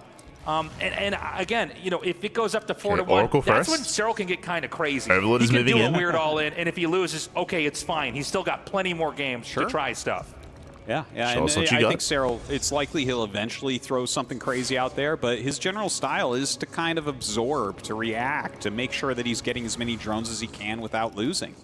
So, you know, it makes sense that we kind of follow our Protoss player who's, you know, trying to checking win the his edge of the first main World Championship against one of the most successful players ever to have touched a video game, let alone StarCraft 2. That's a you know, we're going to have to sit here and wait and watch. Are we going to see that Twilight come down again? He throws down a Stalker. Now, I actually think he's going to go Stalker. third base. Very standard. Denies the vision, denies the scouting. Because of the Stalker. The Stalker comes out and makes sure that the Overlord can't find anything hidden. Goes for the and third. that's what he's looking for. He's like, oh, do you have something like a Twilight again? Right. Are you going to go Glaives again? So he makes sure you can't see that, and then, yeah, why not go into a more regular game and make him think you're doing it? He's going to lay a trap here. Are there enough links to No, force get him to cancel. No, oh my god. Okay, that's really big. Yeah, if you don't have the second adept there, you can't kill the links quite as fast as you want to. And it was subtle, but we saw Serral take each injured Zergling and loop it around the back so that the adept would retarget. So the damage is distributed evenly along the lings, while the lings are still going to force that cancel. Now, it's not the end of the world. It's not like he lost the building. You had to cancel it. You always lose some resources when you cancel, and then you have to restart it. And that does mean that all those probes that are supposed to go to that expansion are going to get there a little bit later. Safe opener. Wow, the control Serral. Oh my god, out of control. He only gets one drone there and loses an Oracle. The other one very low on energy and taking a lot of hull damage. Just super. Also, I see no Forge. No Forge, early Twilight Council. Are we going Glaives? Okay, no. Late Forge. Late Forge. We're calming down. Blink Stalkers. We're not going Glaives. Finally, for the first time in a long time. Yeah. And to try to monitor. So the harass phase of the game for the Oracles is gone. Now, a couple of Adepts are coming in. Remember that Serral didn't get the Scout, and so this looks similar to the Adept games in the last two games, but it's nowhere near as committed. I don't think that Serral's going to be sold on this. He doesn't seem to be too worried about this at all. He's going to let this come in here. He's going to pull the drones away. And there's enough Lings here that you can't even let the Shades finish. He's going to recall. He actually saves more than I thought he would get. It looks like he gets 5 out in one piece. So I do want to wind it back because a lot's been happening here. I do agree with what Artosis said, if you recall. By going for the Stalker and by going for the Pylon in between the bases, basically Classic, he was faking. He was faking Glaive Adepts at the start of the game, which was really nice. Unfortunately, he got punished because he went for the Stalker. That means one less Adepts, so he had to cancel the third, right? Cancels the third base, so he did pay the price for it. Likewise, Oracle went down. I do favor Serral's position here, for now. Yeah, both of them getting up into those 60s at about the same time on these workers. So that's pretty good. Serral does have, of course, his 4th base warping in. And, you know, he's at least... And so far, we're building up into Storm, taking gases, getting into a standard game. Keeping a little bit of tabs on what's going on with his scouting. But yeah, this is looking like the most standard game between these two by far. So we see the Oracle just continuing to check around here. We're Classic's finally try calming to down. Slip in a fast 4th base. And this is sort of where the late game trajectory begins for both sides. It does create a game where the Zerg basically gets to make the first move. And so we're going to see if Serral decides to try to come in here and flatten that third base, or does he try to just take even more bases and power up? Now, I think Serral's going to be more inclined to try to go with smashing the bases. Yeah. Because it seems like a lot of Zergs that also try to play you know, single player, so to speak, and just macro up. Overlord speed is on the way, +1 range. We're cutting works at 75. Serral, he's pushing. He's pushing with Ling, Roach, Queen. We're getting up to 12, along with a lot of these upgrades that are going to finish. I wouldn't be shocked if he starts to try to hit tunneling the close. Third base, the fourth base, the second base in different locations. Well, he has burrow and burrow movement on the way, so definitely he's going to be splitting units up at that he's point. He's hyper committed on roaches. Roaches being made here on his 75. He's not taking. He's not going into Hydras. Without any doubt, Serral is going for an attack. Now, can Classic... And remember, we spoke about this. Rushing into Storm is going to be less effective against this Roach max out. This is one of the weakest points for Protoss. If Classic can defend this well, he can get really far ahead. Oh, he gets in. He pops the entrance open and just goes right in, killing the one stalker that was basically blocking that, trying to keep accidentally attacking the platform there on the ground, and he's going to try to come over here. The He's in the main. He's going Overlords. to be doing a lot of damage to these probes. And There's Classic a second getting torn attack apart that's here. winding up to hit both the second and the third. All right, yeah, looks like he goes for the fourth first here. Yeah. Brings in the Roaches and Ravagers. He's going to go after this Nexus. Some probes starting to fall. How are you going to deal with this? He brings up some of his High Templars as well as some of these Stalkers. Of course, he's still clearing Roaches in his main base, but Serral is dealing some good damage out here. Had those Roaches not gotten in the main, this might be a little bit easier here for Classic to defend, but right now Classic going to have to abandon his fourth base, tuck away back here at the third. The Nexus goes down. And I don't even know if Serral has to keep attacking right now. He might want to try to regroup. It's basically mission accomplished there. Yeah, the one thing we need to say is, yes, Classic lost his fourth base. He lost some drones there. Oh, man, this is the fault that's so good. Because I was going to say, right now, Classic's still, like, okay-ish because Serral hasn't been teching. He hasn't been making extra drones. He doesn't really have getting additional into the main. bases, No right? cannon. But these coming into the main base, this is going to be a huge problem for Classic. Yeah, he's going to start to lose these workers. The Roaches are going to burrow and spread out to different locations, so it's just harder to find all of them. Meanwhile, we have Classic about to take a fourth base. I think this could be a mistake because it could just be wiped out in a second here from the army that's waiting to come in here and hit this. Well, it does come in, but he hasn't started that Nexus, Yeah, so... he pulls the probe away. Yeah. So after the initial push, after the fourth base went down, Serral, he's taking. Hive is now on the way. +2 is on the way. Baneling S is done. Baneling speed is on the way as well. Serral, he's now starting to tech up and getting ready for a longer game. The overall strength of Classic's And Serral's army looking comfortable. is pretty darn good, even though it's lower in supply. comes Roaches the are not Hydra Den. very supply efficient. We have a lot of Psystorm, a lot of Blink Stalkers. You know, it's still playable for Classic, but right now, Serral is taking a fifth base. He's going into his hive. He's getting Baneling speed, multiple upgrades, Hydralisk Den. Like, Serral's doing everything right now, and Classic needs to be very decisive with how he wants to play from here. We should point out Classic just at 150 supply. He needs to get a little bit more. I agree with your point, Artosis. I think he's done a really good job of basically cleaning this up. There's going to be, oh my God, I spoke a little bit too soon here. A big attack coming in here the Artosis into pylon. the natural. If he can send all of this over here, it's going to be huge. Now, he recalls back. He'll pull away here. But again, there's no fourth base. There's nothing down here at 6 o'clock. And remember, Serral, he wants to lose these Roaches. He wants to, remember, the soup does lie. The soup does lie. The Roach army is inefficient. It's supply inefficient, I should say, supply heavy. He wants to get rid of it, replace it with Hydras. The best course of action, because Serral is going up to his Lurker Den right now. Classic actually has very similar army supply. He's playing against Roach, which means his army is better right now. So he's going to start to move out. Yeah, they're getting and into I it. think this attack just has to do very, very well. He needs to kill a lot of army. He needs to kill at least one base. And maybe during this, he can get a fourth base up. He's going to try to push in here now. If this goes well, it could swing the game into Classic's favor. If Serral can stop it, it could end the game right here, right now. And Serral again, they don't get into the Templar. A lot of these Banelings from hitting Psystorms on the bottom, Roaches as well. Hydra, so many storms. Hits the top. Serral bringing in so many units, but as Classic, you can see, do this? still a huge standing army here for He's Classic. pushing through. He's going to keep pushing forward. Too many Roaches for Serral.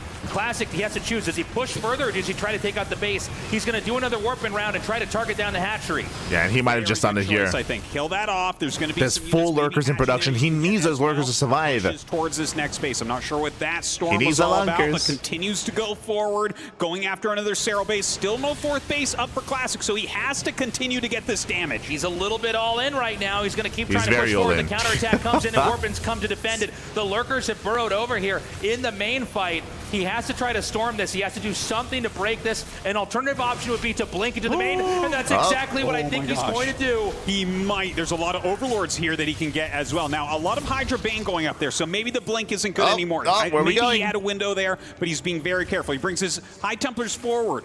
If he blinks up, he's going to try to cast Storms, but I think it's too dangerous. He pulls back. Yeah, it seems like Serral is basically ready. This is the sign of a great player, by the way. When you don't pull the trigger, you realize, okay, I've done my damage. This Zerg's on 3 bases, by the way. Oh my god. Fourth one just starts in the bottom right, but point in case.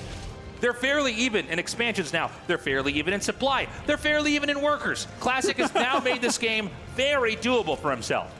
He really has. Now, there are lurkers out. The lurkers are really hard to engage with an armor like this. They absolutely shred units like Stalkers. It's hard for the High Templars to stand with their fire because of the low health. But Classic, he's done well enough. He just needs a fourth. Like Classic, he needs a fourth base desperately. On the way for Classic. You know what? I got to say, He needs this to is expand. a beautiful game out of our Protoss player. It really is. There 6 it is. o'clock being reclaimed right now. Now, Zerg is going to try to grow back out, but Serral's a lot squishier than before. With the Tempest in play here, this is sort of where the game really starts to look good for Classic. He's the very best at this in the whole world. He's going to try to roam around the map again here. I think he could force a cancel over here on this additional base. No attention to the 6 o'clock base right now from the Zerg, although I do think Serral's doing a decent job of cat and mouse here. Just has to all in. He can't take a fourth. No, he can take a fourth. Like he from here, he can expand and get a fourth base and max out. Well, Serral is didn't make that expanding to clear. the bottom right, so it seems like this bottom right general area of the map is going to be where everything's contested. He does actually send some Zealots into the space that he had already Classic's killed, looking pretty good. and Serral will push that back. I love that Prism being up there. That is going to be very useful later on. I was about to ask, I was like, does Classic know about the bottom right base? We just had a vision check that showed us he does have it. We're going to see a push here from Classic. And with a Finds the beautiful lurkers, tag on the they're lurkers, exposed. I mean, then the Tempest can just Gets start one. to snipe those lurkers, no problem. Oh my god. Absolutely. He's got a ton of Size Storm in this army as well, so very hard to run up to it with masses of units. That splash damage. Yeah, with a storm-heavy army like this, like Serral, he's very vulnerable right now.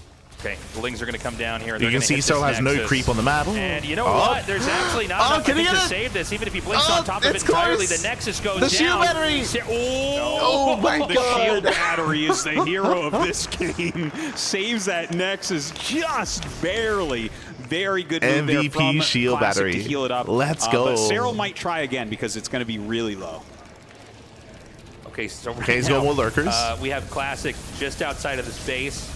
He's going to try to push in. These 2 bases on the right are extremely important. Classic rotates, And if he lurkers sees out a of weak position. spot, and he's found one now, he's going to push in and try to take it. So the lurkers are going to come in here. Oof. Beautiful storms here on the lurks.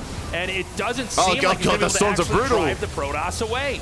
No, it does look like this hatch will end Gets up the expansion. falling, but another attack coming up. You can see he's put up a lot of static D around this very damaged Nexus. Might want to bring the rest of his army back as a lot of lurkers are flooding in towards his 3rd base. I am a little bit nervous about this for him. Yeah, it feels like, okay, looks like Serral's just going to dive in. Can he get around this and do the damage? If he doesn't, Serral will have overextended, and this punish is going to be nasty. Well, he does blink forward onto the lurkers. He wants to clear it really quickly, but he is taking a lot of cleans up damage all the onto his lurkers. Stalkers. He clears everything, saves his 4th base. Serral behind this has no economy. He has no economy. He's down to 64 workers. He has no army to stand up to Mining this. bases right now as well. He's hurting. So we have another move out here. Right now, Classic trying to basically poke this position out here in the bottom right. I think he probably could have taken out that other base, but you know, it's funny. Classic has 1 base he has to keep saving. He just can't afford to lose it. Protoss are never going to recover health there, so that base at 6 o'clock is very fragile. He's going to come in once more. I think the Tempest can just one-shot this if he decides to turn around. Yeah, I think he will end up getting that. 1 lurker sneaking behind here. Very, very annoying to deal with for Classic. He has to send the entire army back to kill off 1 lurker so that he can keep mining. how annoying. He kills it off. Wouldn't hurt to have a cannon or two behind the Nexus there. Because, you know, Serral's being very smart. He sees there's not anything to spot behind the minerals, and so one lurker can change the entire course of a game. Classic going to move out again. We should mention that Classic is actually ahead here in supply, which means that Serral's defense is going to be very brittle. There is a world where Classic simply breaks the Zerg open and then kills every base that he has. Yeah, he might be able to. Coming in right now, but the abducts here from those Vipers are nice very, very strong. He's going to be able to pick off 2 of those expensive Tempests. And that's going to be painful. Oh my gosh, he sneaks another lurker. The Nexus. Can he get the base? He's going to get the Nexus. It's going to heal him with a shield battery. I don't think it has enough. Oh my god, that cannon should have been started with. We need the Engineer charge. He's going to come down, and he can't save it in time. That's so painful. That is so painful to lose that 4th Nexus. Classic can't have that many mineral patches left at his other bases. Like, he is running dry. Look at that. Just very, very few minerals left to mine on the map for him. He immediately remakes that 4th base, but it is definitely going to slow his economy. Okay, Serral coming back in this game. Storms come down here. I still favor Classic. You know, Serral is kind of taking control of this Storms game. are brutal. Serral coming in from behind. Oh, the beautiful storms here as Serral tries to come in for a surround. Did Serral overextend, and now will Classic's counterpunch do too much damage to Serral?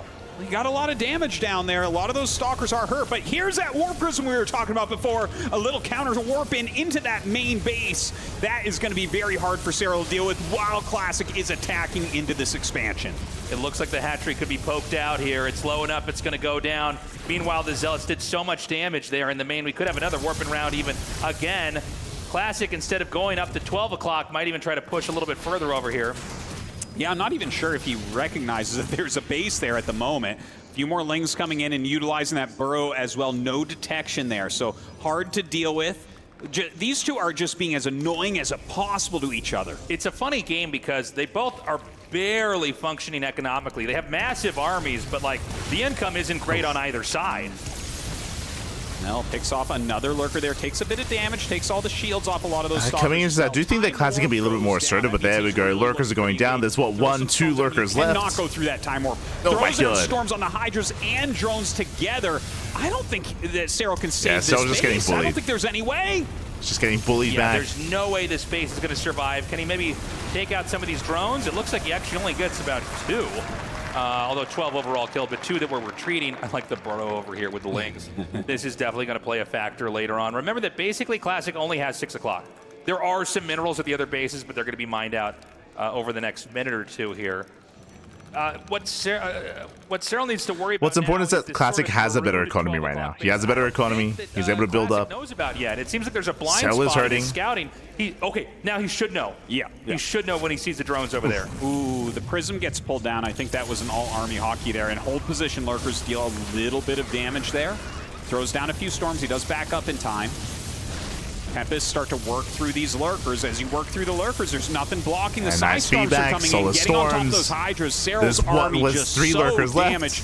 The cloak is triggered on this mothership as well. Really great control from Classic. Classic, you can have more confidence back. This is a really It's risky actually move. running out of storms. Okay. Okay. Eat some damage because he knows once he can sit on this base, Zerg is out of position here, especially with that time warp really slowing everything that's going to try to move through there. Is there actually enough? Yes, there is. GG. Classic takes his second victory. Oh and my what god. does that make it? 3-2 for Serral right now. He was feeling on top of the world earlier, but suddenly the match a lot closer. Beautifully done there by Classic. It was so important in a best of 9 that he wins specifically that match because it's so much closer now. He has tightened up.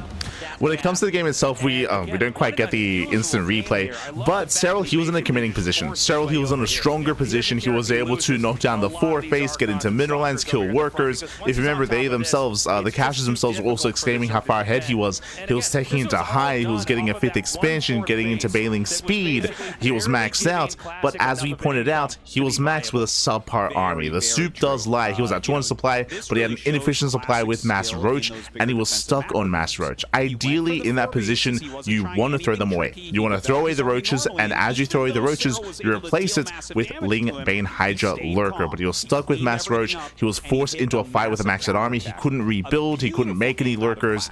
and everything quickly snowballed out of control. Took a bad fight, lost the base, lost another base, GG. GG well played. Of course, the game got chaotic for both players there, but that's the moment where Classic brought it back.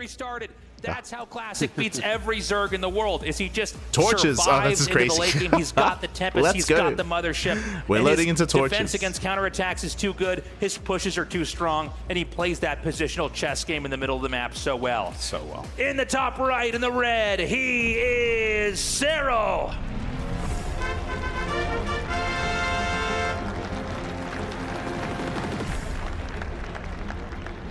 And his opponent down here in the bottom right in the blue, he is Classic. I love this series right now, Tasis. It is so close. You can definitely see from both sides ways in which that they can end up taking this game. Now, you know, Torches is kind of a crazy map. It's got those golden little mineral things that you can mine through. It's got that kind of double gold base in the center that people try to take. We've seen a lot of very cheesy games, a lot of very sneaky builds on this map. Gasless? Will we see one here from Serral or possibly from Classic? Or are we just going to go into a regular macro game? Let's find out, Artos. That's crazy. The builds are starting to unpack themselves as this game starts. I'm so glad that Classic won his second game because this is so much closer. So it is hard to tell who's going to take this. Winding it back, I do want to focus on this. No gas. Zero gas here from Serral. So a gasless opener. This is a little more common against Terran. Against Terran, gasless openers is a lot more common because you can go into, you can skip link speed, you can go into a roach-based follow-up and a roach-based opener. Here, this is really risky against Protoss. Really risky against Protoss. I mean, you don't need link speed that early, but typically this leads into a roach heavy follow-up. This could lead into like a faster lair. We'll see what third base he goes into, but like again, this is a very greedy start here by Serral, and this also means without any gases, he cannot punish the third base of his opponent because he won't have speed links. So no speed links, it means that Classic can be greedy. Because it didn't work last game. We're taking a look at both. Like upon seeing this, Classic can get a third base. He can move out with the adepts. He doesn't need defensive adepts back at home. He can get away with cutting some corners. Location of the third base. This is a map where there's basically two locations that Zerg can take the third at, and a lot of times you want to make your decision on how. He could even respond with aggression. True. Once you see where that third hatchery goes. So Serral is going to mine out these gold minerals and take his third base. It looks like right there at the regular patches as opposed to that kind of forward base. Also, I don't think they've noticed, but yeah, like gasless, crazy. Of course, the Stargate is on the way, and he's also making that Stalker. Don't forget, the last time we saw the Stalker, it actually heralded that he would play a normal game. Right. It's funny because... Okay, we have almost 3-minute timing here for the first gas geyser. Let's go. They're kind of thinking, okay, what are you hiding? You don't want me to see this, and this is the poker And basically, Serral's going to be stuck at home. Like, again, he should have no presence on the map, at least in the near future. You're trying to see, okay, are you behaving in a certain way? Are you trying to hide something from me? Or do I see, you know, you make a lot of workers too early? Oh, you're being greedy. Yeah. And that's where, you know, that trying to find something that might telegraph a behavior that could happen later on in the game is so important. So that Overlord comes in here. Now, the Stalker wasn't in a position to deny it, but you're going to see the Stargate, right? So Stargate's kind of standard. Yeah. There could be anything behind that. You don't really know for sure, but it's also the most popular opener to just go into a fast third Nexus. Right. The problem is it's also an incredibly popular opener to go into a cheese, too. Yeah. So you can scout it, and you still don't really know what's going to go on. Well, the first Oracle flying up across the map, a little Zergling scout will come down and see this third base. Now, this is kind of cool and interesting, right? Because their third bases are awfully close to each other. Yeah. Like, really close compared to most maps. Okay, we're not skipping link speed. It's going to be 4-minute link speed. Jesus. And that means there's a lot of unique timing attacks they can both do to each other. The funny thing is, it's not exactly like one race is better at timing attacks in the matchup. You know, they both have their moments in PvZ. That's the ebb and flow of the Now, if you've been watching any games on El Dorado in the previous season, you would know that in this position here, something like a Queen all-in, a Queen walk with roaches across the map is very common, especially because they're both expanding towards each other. They're talking about that rush distance by ground, very short here from third base to third base. Just due to the travel distance. So a lot of times they're both just hitting each other and going for the mains even. Yeah. More gates on the way. Blink and the Forge is coming up, so Yeah, it looks like we're going to have Classic kind of power up into a lot of Blink Stalkers, which is exactly what I would suggest for him to do. Whether he's going to attack or Serral's going to attack him, the key is going to be making a lot of Stalkers. Here come the That's roaches. right. And I do wonder, and this may be roach is on the way. specific. Creep is spreading. Serral, he's done droning. Again, we expect these all-ins on torches. It is very similar to what we saw in El Dorado. But it kind of makes sense the way the map is shaped. That might be a good idea. He's going for the all-in. A few Speedlings running through the center here. He's actually killed like 4 Creep Tumors so far, I think. And again, this hit's a little bit different because Serral went for a very greedy opener. The opener was greedy, so he was able to cut corners. Now he's going to hit with everything he has. The Oracles, I think, are doing a fairly good job. We're going to have a Ling Ravager timing here. The Queens are going to come through here. So basically, Serral is going to try to flatten and trample Classic in this position. If Classic can hold, he's going to be in a great spot. If Serral pulls it off, this game is over. No creep out here for those Queens. They're going to be very slow and having a hard time truly supporting. Okay, here we go. A few bios come down. He goes after some of those shield batteries. There is a cannon warping in as well for extra damage. Longer this goes on, better it is for Classic. I think he's waiting to turn those on. Shield batteries on the way. Can't hit them. Pulling back, throwing down some force fields here as the Lings start to surround. Blink is about to finish. That's going to be really handy to dodge these bios, but it's seconds away. Takes down a sentry. Oh, this is beautiful from Classic. The way he's pulled the Oracles back so they can't be hit by the Queens is off, and they're really helping out a lot, but the bios are dealing tons of damage the bios have been brutal. Yeah, I'm worried here for Classic. I mean, he doesn't have a lot of room to try to maneuver against this. The walls are closing in. Serral's getting further and further into this position. There's really nowhere to blink. Corrosive Biles barely dodged, but there's so many Queens, Ravagers, and Roaches. He's done it. This is getting very, very bad. Almost every single Stalker has fallen. The energy is gone from these Oracles. The probes have gone down, and so will the Nexus. Classic is going to give up the base. And I will tell you what, I don't know how you're supposed to win after you give up your third. You lose your fourth base? Okay, well, we still have a good economy. We still have good tech. This is too early to take that much damage. Not only did he give up his base, he lost all the probes that were over there, and it wasn't like Classic had retreated to keep his units alive. He stayed there, and so he lost everything there too. It's 114 supply to 60.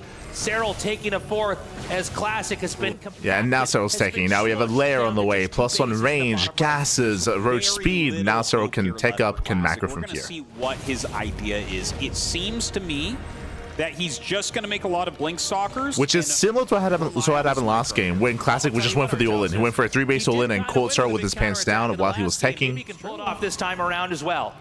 Well, he's going to try at least, right? Like, well, he throws down a new third Nexus to the left-hand side. Right-hand side didn't work. Okay, let's go to the left-hand side. I don't know if I can agree with that, though. Well, I feel like that's very slow for a Serral that's already taking a fort. He's going to get a Dark Shrine here. Ouch. 2 pylons. I kind of forgot they were there. Now he's supply blocked. How uncomfortable here for Classic. Base. Meanwhile, the Lings come down and deny the Nexus. Things are looking so hopeless here for Classic. Yeah, this is not a good thing. Healing up that Oracle, okay, well, you may as well because it's not really doing anything else. The Dark Shrine is kind of an interesting idea here, but then the scouted. Dude, Serral's scouting is so strong. This is brutal. And of course, Serral seeing what the last hope plan here is from Classic. I can't imagine how painful this game specifically is here for Classic. And Serral, this should be a cakewalk for him.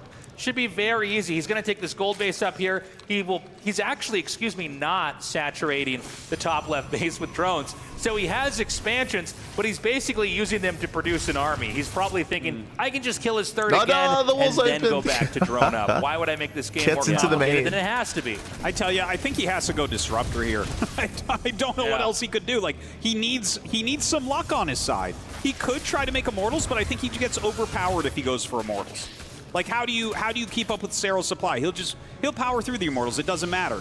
So a second Robo comes up, and there it is. There's the support base. So he is going to try, I think, to go into those Disruptors. Of course, they aren't as strong as they once were in StarCraft 2, but still probably his best chance to make magic happen here in game number 6.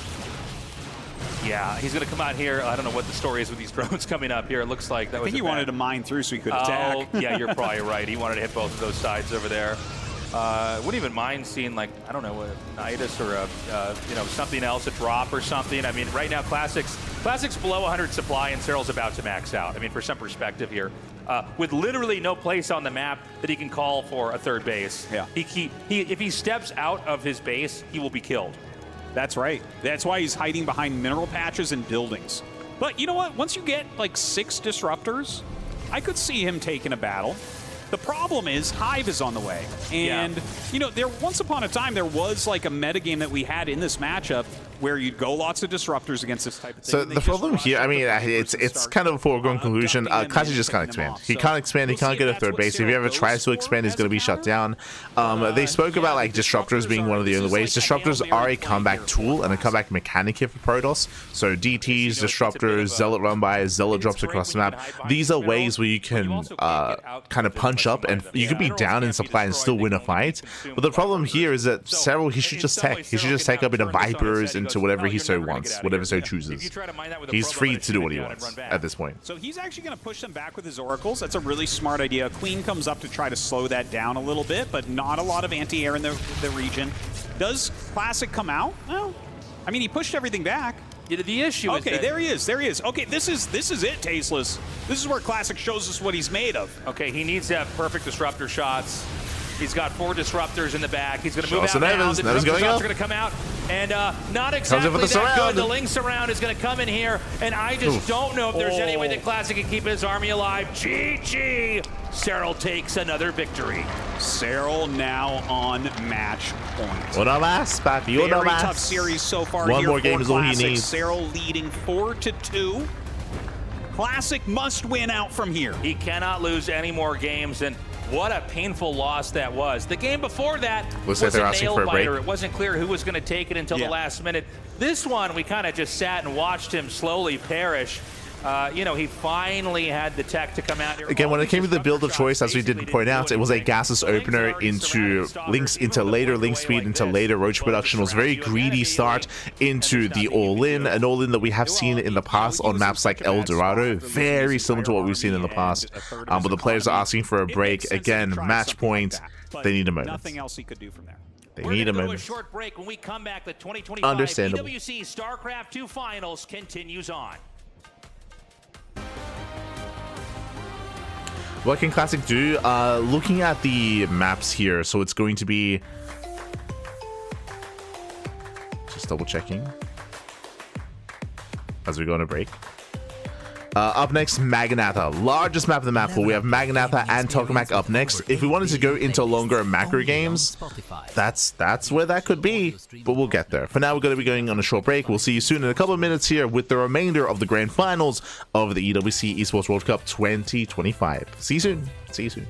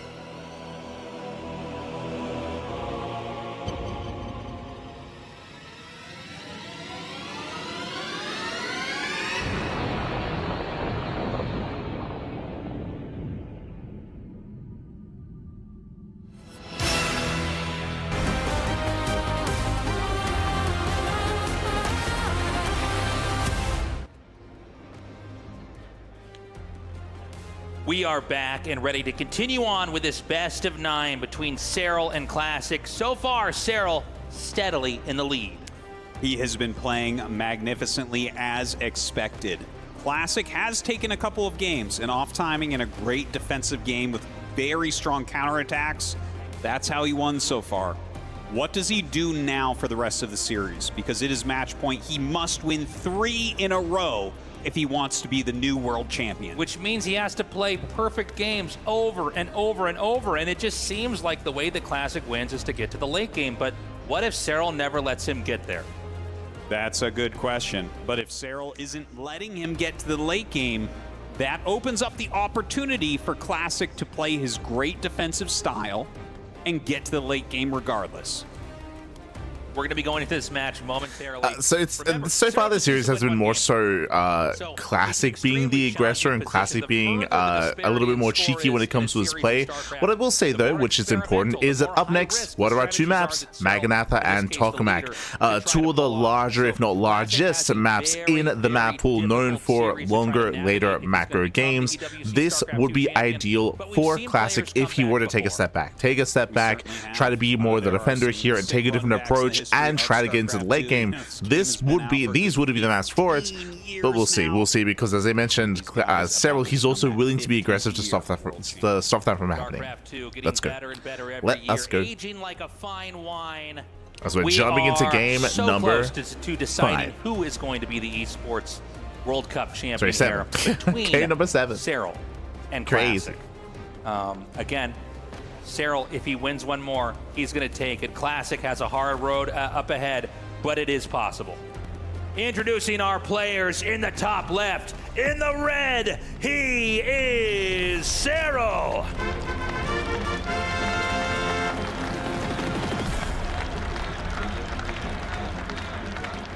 And his opponent down here in the bottom right in the blue, he is Classic.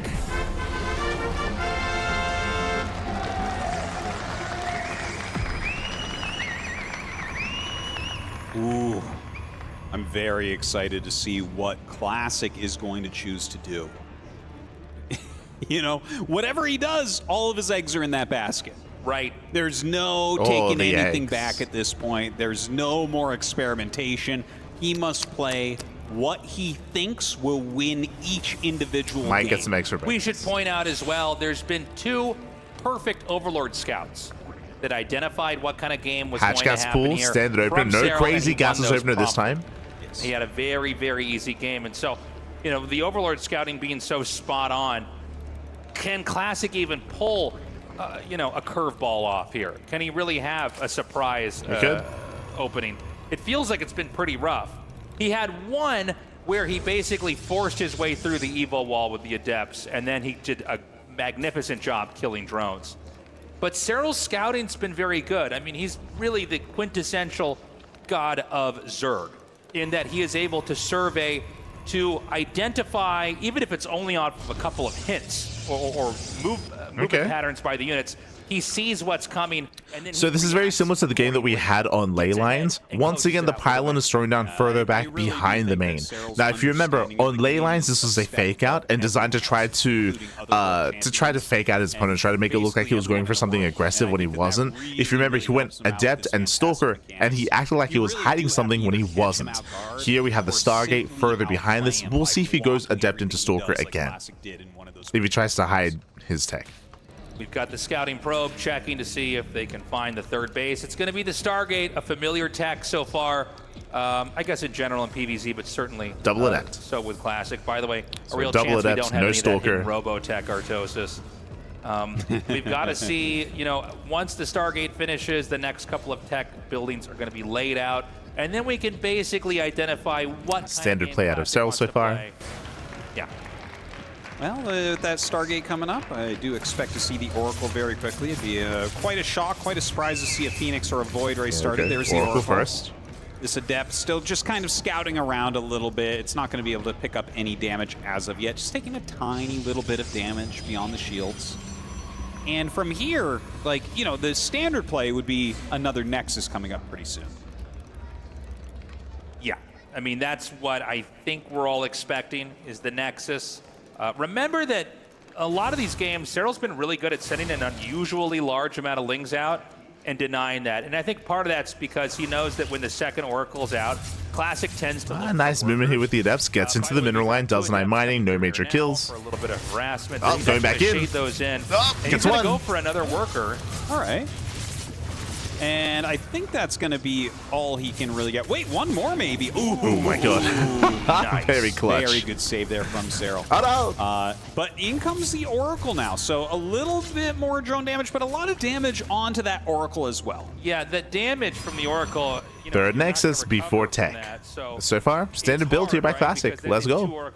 Likewise, Eva Chamber out of Serral plus on melee. The Oracle ready for the small Ling deny. So for the first time this series, it looks like a standard game so far. From both sides. In the back of his base, the Lings are just going to be, you know, probing the outside of the base. We trying to kind of got there on ley lines, kind of, but of course Serral went for a roach roll in on ley lines. And the Overlord Scout comes in and sees a Forge, and a Forge basically in a game like this always means you're going to be invested in a long game, because otherwise there would be no need to make it. You need upgrades. Yep, so Forge gets scattered, so this should be plus on Blink. This also means that Serral can cut tech, he can cut the Baneling Nest, and go purely Ling Hydra. You know, looking at how Classic's playing it so far, this looks like his very standard, very normal macro play. The same can be said. Ooh, early Twilight Council. Sorry, yeah, early Temple Archives and Twilight Council. Up as he can, a few units here and there. Early Storm is what I'm getting at. Really early Storm. But nothing too aggressive from either player. This might be the game that we've kind of been waiting for and saying that we really want to see, but we do have to hold on a minute, right? Like there is, of course, as you were saying before, now, this build that Classic is going for can be punished by a Roach push, by a committed Roach timing attack. Each of the races and I see a Roach Warren out of Serral. At different times. But this is sort of the game we were talking about before the best of 9 started, at least from Classic's perspective. Zerg, if they don't do something too aggro and specific, most of the time they're surveying and reacting. And so this is the game I think Classic is closest to being the best He's not committing. Yes. But again, even when he gets to play those games, Serral is a very worthy opponent and very tough to stop. The second Oracle takes quite a bit of damage as well, only stunning. So Classic has been quite greedy here, getting into Storm. He's going to get away with it. Serral, he got a safety Roach Warren, only for safety. Now getting a Baneling Nest, going into Ling Bane Hydra. You might see Serral try to get some Baneling speed going, like rolling in to get a little bit of damage. Possibly, you know, it could be like Baneling drops. Maybe he wants to go into like a Ling Bane Hydra type of composition. That's been kind of popular lately amongst the good Zerg players. And he does throw down that Hydralisk Den, so it does look like it'll be the latter. Okay, so we've got Storm halfway done. And I'll be honest, Storm is based on the setup, because of the early that, Storm, Classic is looking good. Like, he will have Storm to defend against Ling Bane Hydra. Damage they want to do. The 2 Oracles are doing a good job clearing out creep tumors. As long as they don't die, even if the health is low, they're still getting the job done. Absolutely. Clearing a bit of creep here and there. Very, very nice so far. So we've got Lings moving around the map right now. It's a quiet game. You know, there's not a whole lot happening, and that's because they are both powering up. We see a few more Lings moving out here. Now, Serral, he's going to be the first to max. He's going to be the first to get up to 80 workers. And we're expecting Serral to commit on Lair Tech, on Ling Main Hydra, to try to break the fourth. That's what we're expecting out of Serral. Protoss is trying to make We'll see if he walls, takes up like even this further. cannon here. You're trying to defend that. You want to make sure that when the counter Second attacks come in, the Stargate, cannon can Fleet get Beacon, shots off. Sky It's not gonna be Toss. killed immediately. Classic is The Templar turtling is up. tucked behind the cannon, can storm. So this is Classic at his best. He's throwing down cannons, shield batteries, Stargate, Fleet Beacon into Sky Toss. Like he's gearing up really hard here into a longer game. Serral should be looking to stop that though. Out of Serral. This is an attack that can come in and oftentimes clear out one of the bases, whether it's the third or the fourth for Protoss.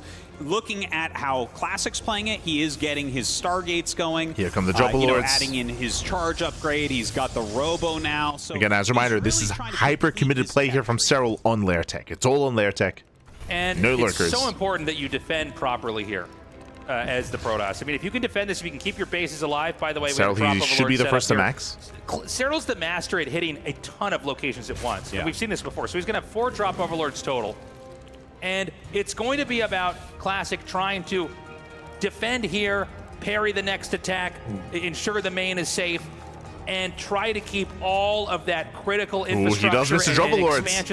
He doesn't see. Barely missed those 3 and the other one. Just barely did not see them. Everything. If he had scouted any of those, this would be much harder to pull off. And here he is, Serral's right max. now, Serral has the element of surprise on his side. So he's got Here he 4 comes. overlords with Lings to drop in the main. He has Banelings ready, I believe, to drop into the Yep, Banelings towards the south. We've got Ling drop towards the main base, and we have Ling Bane Hydra towards the main. Oh, sorry, towards the third with his main army. So this is really a game about having your opponent's screen in the wrong spot. If you don't respond to this perfectly, you could take fatal damage at any one of these 3 locations. Yeah, this could go badly for Classic, but if he can block it all, if he can keep his high Templar count high, he'll be in an advantage.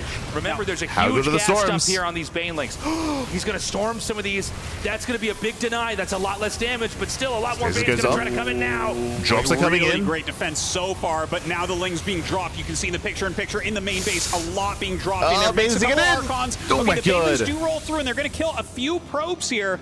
But so far, yeah, 23. he is holding. Now, 24, 25. With Banelings into that oh third my base god, location. 32. And 32 probes have fallen, but Classic still has 55. The problem is these Lings are doing so much damage in the main with 32 workers killed.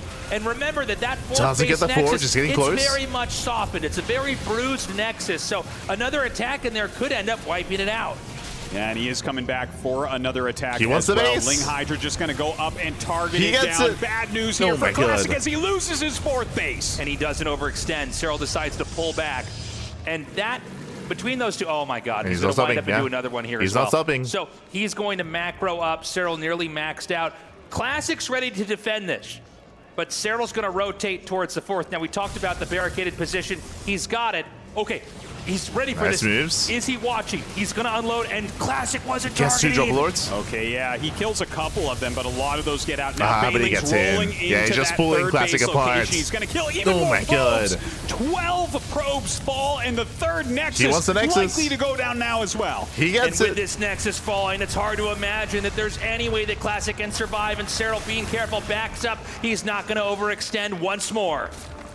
Oh my gosh. Classic, even supply block. He can't make anything. He cannot morph in. Classic does have a very robust main army. He can maybe try to go for an all-in across the map, but that's going to be the one chance he has. He's going to get surrounded. There's a lot of Archons in here. They can do well against the Ling Bane, but there's a lot of Hydras in there as well. He slows them down. He does pick one off. Overall, a good trade for Classic, but Classic is way behind in supply right now. That's right. Some regrouping here from Classic. Now, he's gotten a lot of his tech up. Archons are going to be very helpful with the Templars. It's a little bit harder to actually get in there and do that damage. But the growth on Serral's side of the map, the fact that he's gone untouched, uninterrupted, as he continues to become a powerhouse in this game. Classic scrambling, trying to get back on his feet. The run-bys continue. He's going back to in. wind up here for another attack. Not even a Nexus here to deny, but why not come in and do a little bit more damage? Oh man, the Banelings roll in. He does block those very, very well. Oh, but this little attack natural. getting into his natural. I mean, you can't be losing anything right now as Classic. You really have to rebuild your economy, not take more damage. More Lings coming in here into the main. It's just getting worse and worse here for Classic. He's just not able to put out all these fires as Serral is throwing so many things at him at once. Serral is causing more problems than Classic can deal with at the moment. Yeah, and behind this, Serral is getting up to what? 6 expansions, 6 hatcheries up and running. We have the Hive done. We have Lurker Range on the way. Burrow, Adrenal +2. Spire is on the way as well. Serral taking up, securing himself, maxing out once again. Eventually, not looking good for our Protoss. And this is a very good way to finish off the Protoss that's this behind, is you set up every kind of tech, and maybe you throw everything at the Protoss and then look at what they've got and go, okay, I'll make the units that counter that. The Lunkers are here. He's got the Lunkers. Right, Lurker's coming up to attack into this newer base. He has started another Nexus at the other location, but can he clear these Lurkers? The Lurkers repositioning slightly as he sees Classic trying to leave. The Lings are going to come in again. There's just nothing to defend. Any overstepping here by Classic is going to be a lot of damage eaten up over here. The Nexus denied once more. Protoss barely on 3 bases as we see Serral hitting this location as well. Almost nothing left here for Classic. He might end up losing that base. That's basically the only place he's mining off of. Very few mineral patches in his main and natural left over. Yeah, that Nexus is going to go down. Classic with the counterattack. This is his last chance in this tournament. The Lurker's going to shimmy up here, and this is going to be a position where Classic can't push through. He's going to try to do some damage, but the army supply is just so high here for Serral. This is a Hail Mary play here from Classic. A lot of Side Storms going down. The Lurker's very, very clumsy, so he is getting good damage there, but I don't know the that his Serral, damage he comes in output from is high behind. enough. Ling's coming up for the Serral. Oh my Lurker's God. pro as well. Classic letting out a breath there as he knows that his chances are just about gone. That's right. GG. Serral has done it, defeating Classic 5-2. Unbelievable play here from the now 3-time world champion. There is no denying it. This is the greatest player in the world, Serral. Did you hear that? Incredible series there. I thought Classic put up a great fight. Hold on. But at the end of the day... Did Artosis just stop himself from saying that he's the greatest of all time? Did he just stop himself from saying that? you could hear the pause. As well as the macro play. He was able to go toe-to-toe with Classic there too. This was just beautifully done by Serral. GG, well played. When it came to this game on Maganatha, again, we expected this from Classic. We spoke about it in the lead up to the maps when we saw them. Maganatha and Tokamak are known for longer and later games. Classic attempted that, but he was shut down. He was trying his best here to hold, to defend, to turtle up on 4 bases, but Serral, with a tri-pronged attack, drop into the main, drop into the 3rd, and push into the 4th. Ladies and gentlemen, give it up for Serral. He is your 2025 EWC StarCraft 2 World Champion.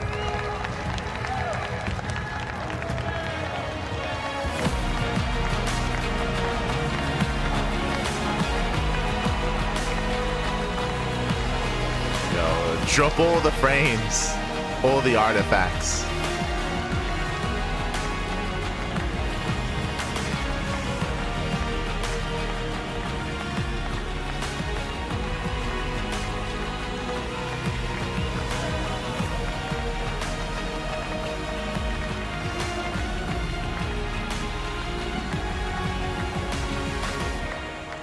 Serral, an incredible performance. Once again, you are our world champion. 2 games, though, Classic took off you. We saw your heart rate soar to numbers that we haven't seen throughout this whole tournament. Did you ever think that you would not be standing here Your at the end heart of was today? beating Serral. To be honest, after a 2-0 start, I was extremely confident, and the couple hiccups didn't bother me too much. Glad to hear it. Serral, 3 years since you've been crowned a world champion. Your 3rd world championship title. The undisputed greatest player in the history of StarCraft 2. True. Tell me, how does it feel? It feels absolutely fantastic. This is what I came for, and this is what I got, so it's the best feeling in the world. That's honestly incredible. Now, one more question for you. 3 keys to choose to add to your trophy. Who are you choosing? You can't choose Clem. You didn't beat him. You had to beat him to take his key. So who would you choose out of the rest of the competitors at the Esports World Cup? Well, I feel like I only beat 5 people, so there isn't that many options, but I'd like to get Classic ski and Kurski and I don't want to take Rainer's key just because he's my teammate, so I'll have to go with Gabe then because he's the last one left. Fantastic. Now that's cute. again That's comes cute. the love day that. of the king. Doesn't You should be take well Rainer's familiar, key. Serral, with how to do this by now. Hold your trophy high as I present to you the 2025 The manner. Esports World Cup StarCraft 2 World Champion, Basilisk Serral.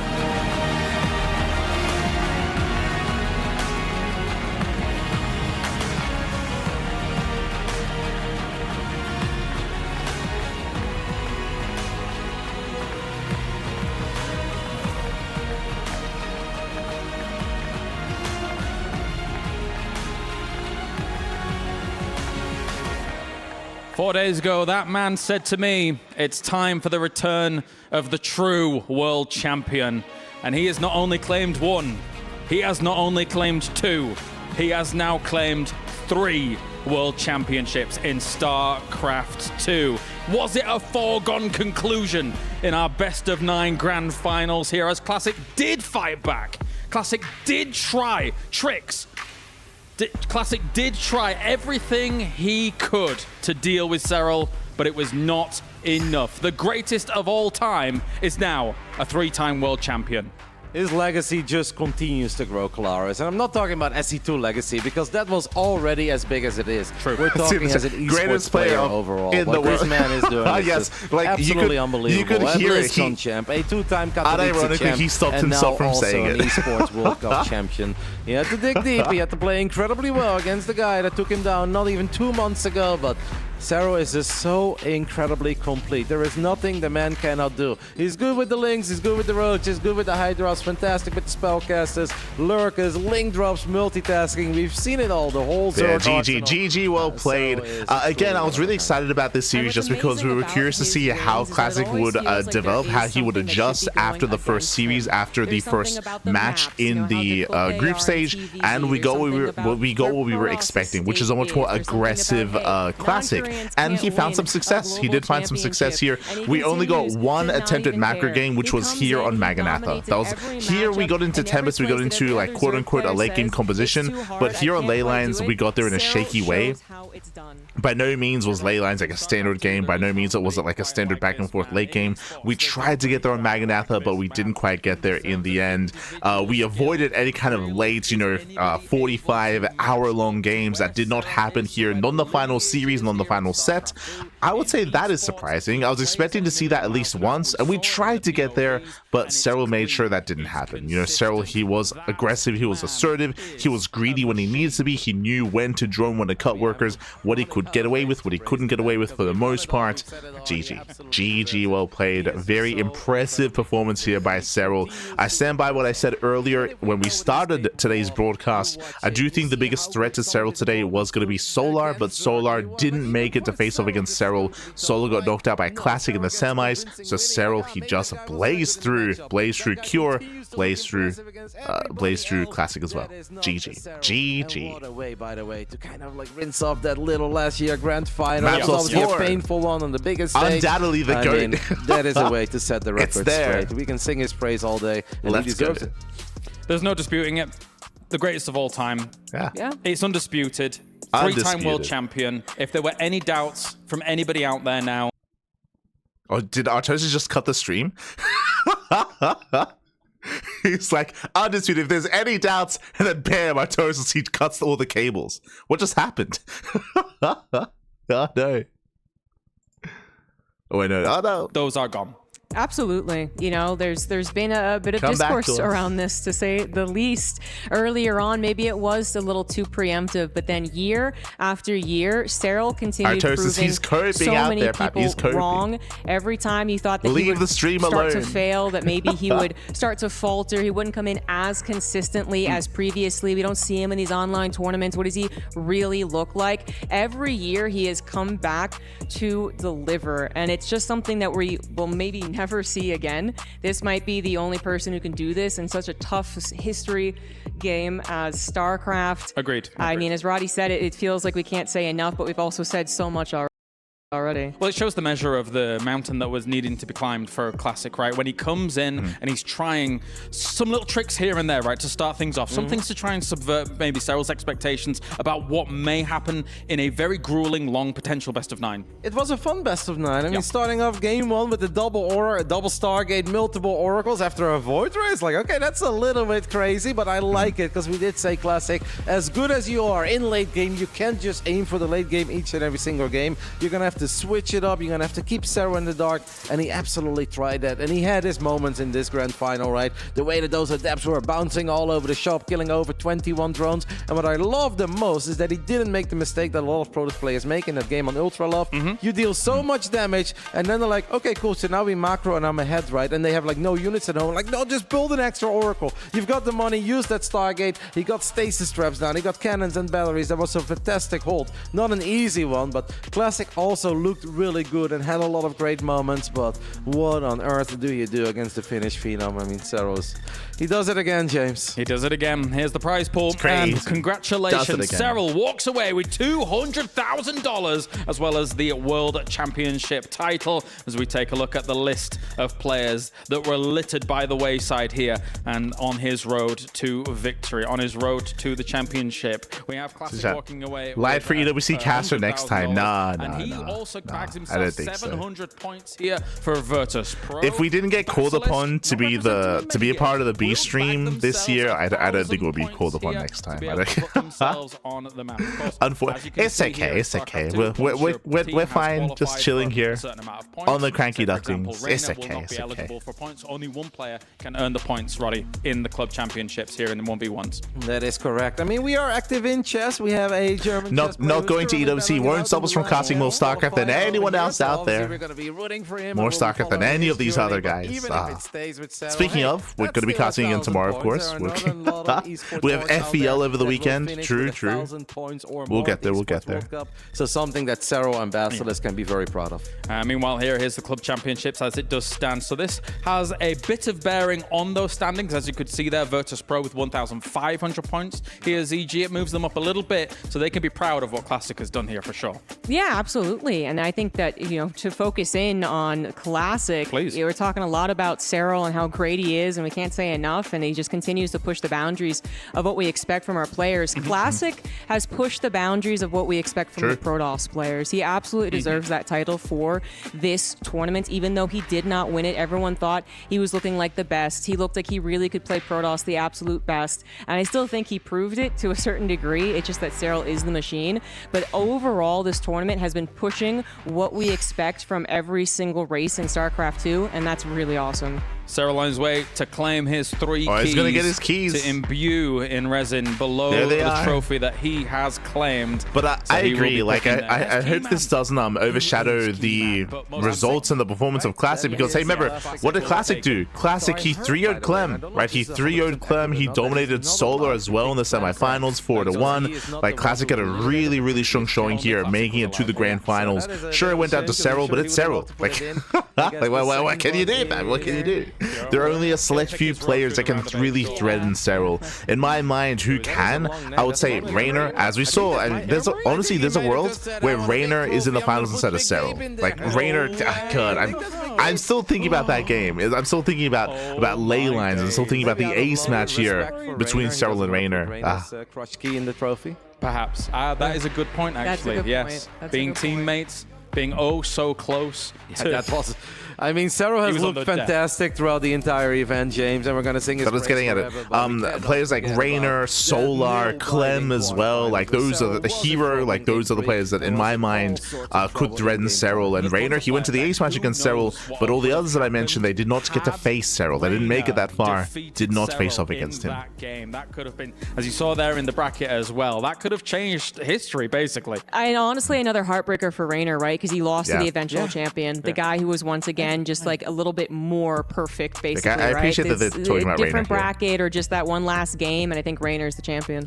Of course, we value your feedback, and here for StarCraft 2, scan this QR code, go fill this out, and make sure they know We want to be back. We want to see more StarCraft 2, as well as everything that has been going on here. I'm not beating around the bush, guys. Like, we love StarCraft 2 here. We've had 15 years. We're coming up on the 15th anniversary of Rotterdam, and this game is unique, phenomenal, fantastic. There's nothing like it in esports. I love this speech. Gives me goosebumps, James. And it's not just for us, but these players as well, right? We see how much it means to them. Like, they will continue to enjoy StarCraft, and they will continue to compete, even if it's on a smaller stage. But it means so much to them to be presented on the biggest stage there is in esports, to really have that landmark event in the summer to look forward to, where they're playing for all the money and all the legacy and all the history. It is an absolute pleasure being here, and I hope you'll be back, and I know you'll do your best. And one thing is for sure, James, if we won't be back, it wasn't because of your hosting, because that was fantastic.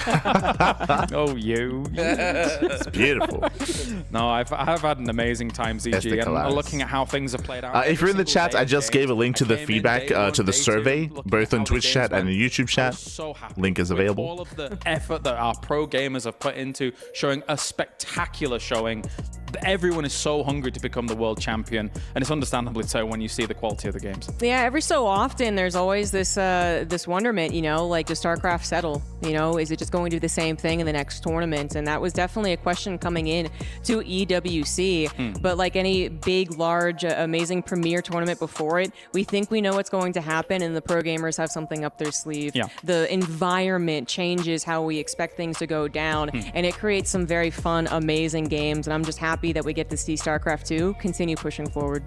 Definitely, definitely. And hey, if Reina gets a little bit more fortunate with some brackets, we'll probably see him in another World Championship final again, Roddy, because it's Clem, it's Serral being able to defeat him in some of these. But again, for our South Korean pro gamers as well, I think they really fought back here in 2025. They looked brilliant in all of these matches leading forward. And even some of the names that we didn't expect, like Maru going out a little bit earlier compared to all these other guys, the level is getting big. Yeah, no, 3 out of 4 in the semifinals. That has not always been the case over the last few years. And there were also a lot of moments where we thought this could very well be finally a Korean champ again, because that's been a little while too, of course. Dark being the last one in 2019. They looked really good. Clearly, they've put in countless of time and effort, and they've showcased some amazing strategies. It was a lot of fun to watch our favorite Korean legends, and they got close, but the Finnish phenom, again, had something to say about it. Yeah, and I think that was a storyline we set up beforehand, right? Where it just feels like he is inevitable. He is going to be the one non-Korean that is there, and he is going to take everyone out, apparently, for another few years at least. Yeah. And what else do we say other than singing Serral's praises, right? We're just waiting, of course, for Serral to reach the totem so he can embed his frame in there for a Basilisk, as well as, of course, Serral himself becoming the world champ. I mean, we could talk a little bit about the game specifically, because there was a lot of variety in this best of 9, which of course we expect. It's a best of 9, so there's a lot of games to be played, but I really love the triple prong by Serral on Mega Netha. The big Hydra Ling army with a bunch of Banelings at the 3rd, the double Link drop in the main, and then the Baneling drop at the 4th as well. And you see Classic scrambling, and he's playing like an absolute god, the hope of Ire, and he has truly lived up to all the hype and praise we gave him and all the fans out there in this tournament. He did a really good job in somehow taking care of fire after fire, but in the end there was just a little they're driving him over. I love to see Serral also truly embracing the Swarm. Let's right? go. Because it's hard to criticize this guy, but if there is one tiny point of criticism that some fans had in the past where they're like, well, he's just like not that exciting, he's so perfect, and he just sits back. That wasn't the case here. I thought he was explosive, I thought he was swarmy. Actually, I thought that was something that a lot of the pro gamers showed off, honestly, because Classic is included in that, where, you know, we do still have some tendencies to watch a game unfold, and we're like, well, that person's probably going to win, but the follow-up's not quite quick enough. It's a little too, you know, cumbersome to actually really deliver the final blow. And Serral was obviously the best at it, actually going in and killing him right when he had the opportunity. But even Classic, right? Like, he knew if he was taking damage, if he needed to go across the map instantly, he did it. And this is something that I think is also an improvement from some of the previous years. And I'm glad to see that everyone's kind of getting on board on making this very action-packed and exciting. Yeah, that counter on ley lines was amazing. Like, you take a lot of damage, it's difficult, but then you look at your army. You're like, you know what? If I run to the other side of the map right now, and what I love the most is that he took out the 5th, he took out the 4th, that was a triangle expand, but then he didn't make the mistake of like, whoa, I still have to finish it here. Like, no, you've done enough. You've killed drones, you've killed bases, and he retreated. Classic played at an exceptionally high level, not just in this series, but throughout the entire tournament. And I think he can look back at an Esports World Cup that he can be very proud of. We're, of course, witnessing a moment here as Serral will move towards the totem and place his frame upon it to confirm exactly what we already know. And here we have Mike McCabe, the Chief Operating Officer of the Esports World Cup Foundation, ready to award the frame. Of course, he will be moving on up here to be able to place it. What a moment coming in from Serral. Of course, now the 3-times world champion here. He will be making history for the Esports World Cup. And they're gonna long send him may up. his reign continue. Ladies and gentlemen, we have ourselves Serral representing Basilisk as he ascends the totem here for 2025. And of course, there it is. There it is, ladies and gentlemen, our world champion, Serral.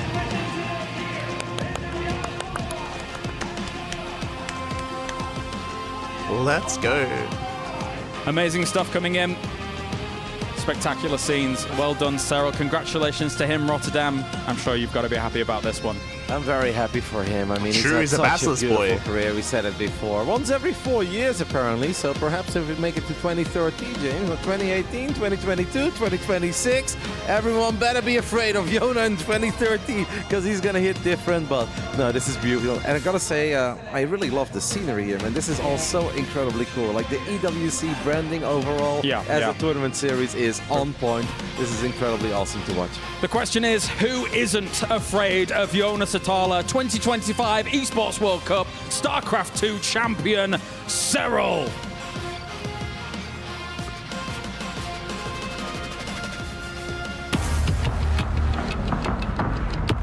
Oh, take us out.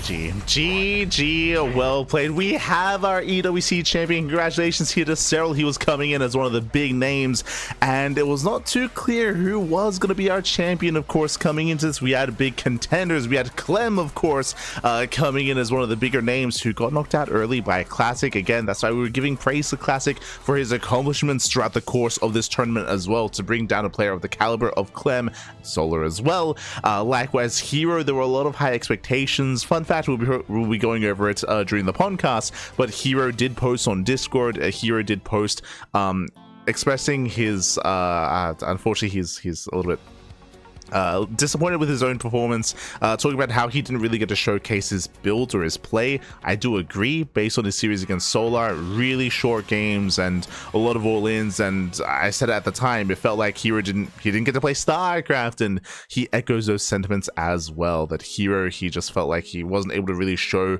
what his entire build-up and preparation was all for.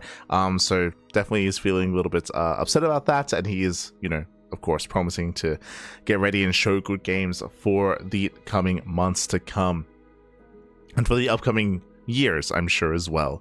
I did post a link earlier, both in Twitch and in YouTube. I'll post once again. Bam! I got you covered. We do have links to what? To a survey that is for EWC. There's a feedback form, so you can provide feedback regarding the event itself. You can talk about what you liked, what you didn't like, what you want moving forward when it comes to EWC. Obviously, we all want more StarCraft coming into 2026.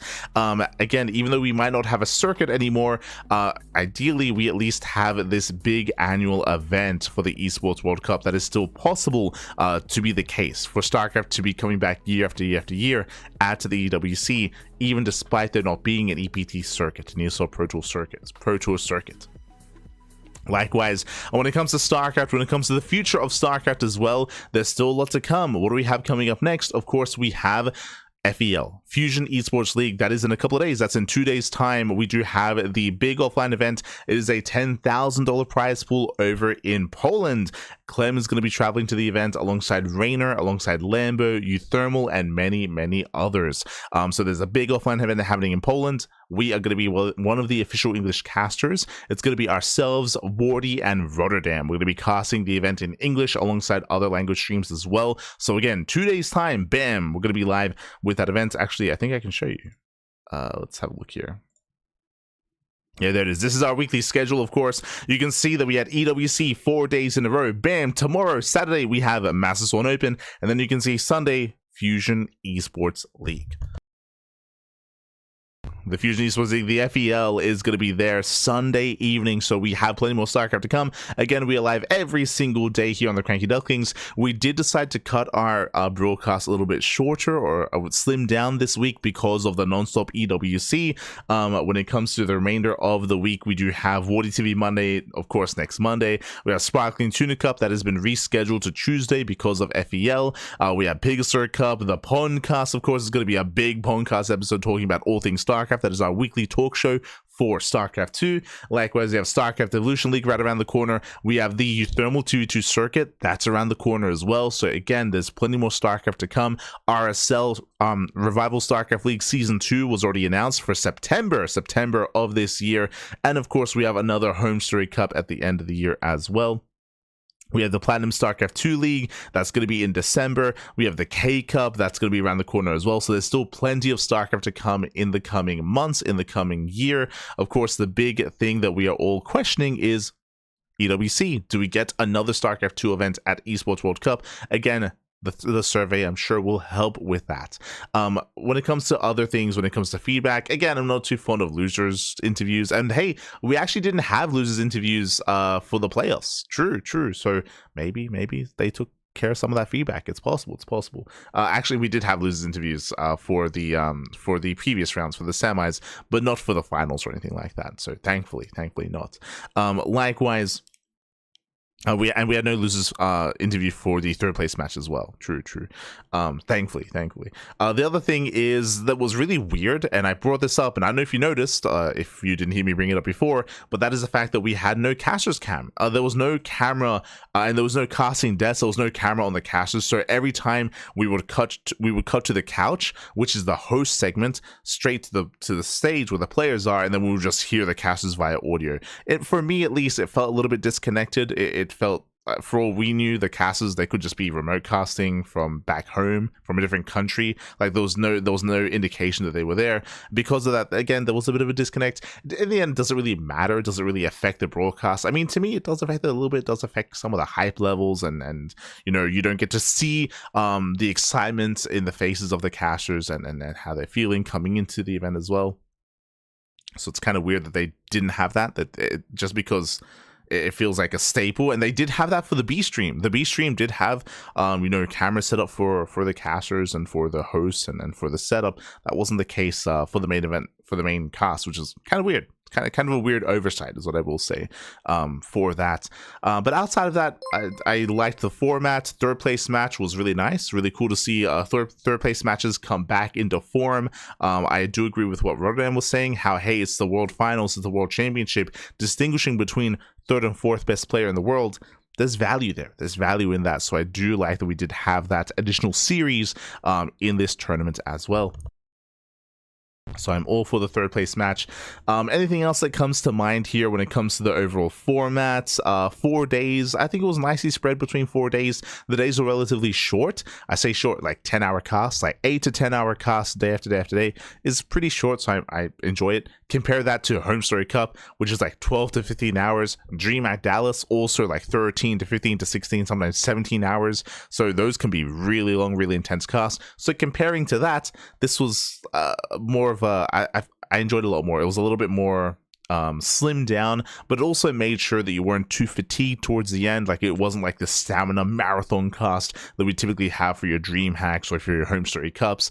So here it was a little bit more slimmed down, allowed you to focus a little bit more and give more attention to these matches. Another bit of feedback I would say is that it felt like we had less content in between matches. We had like 5 minutes in between series, which maybe this is also why things sped up a little bit. Only 5 minutes in between series. And last year we had some show matches. We had some fun show matches. We had like the caster FFA. We had like these little in between segments. We had a little bit of that here. I was hoping for a little bit more content in between these matches. Likewise, if you remember, the big thing about last year's broadcast, which I really liked, was the iPad. You had the analysts. Last year it was State and Lambo. They did a great job. They did a great job last year, when basically every single series they would look at they would specifically highlight and timestamp certain moments in the games, and then after the series you would cut to the analysts and they would have their iPads that would set up, and then they'd do like a play-by-play go through of a certain part of the game that played and certain parts of the series. I thought that was really well organized, really well set up last year, and it really did allow both State and Lambo to showcase their own like analytic prowess and walk you through certain parts that maybe the casters missed, and go through that a little bit more in depth to really showcase and really highlight the play of the players themselves to make them look even more impressive. That was I would say my favorite moments of last year's EWC broadcast. This year they cut that entirely. There was no like big breakdown analyst section. And likewise, there was less because of that, there was less downtime in between matches, in between series, which is also why the broadcast was shorter.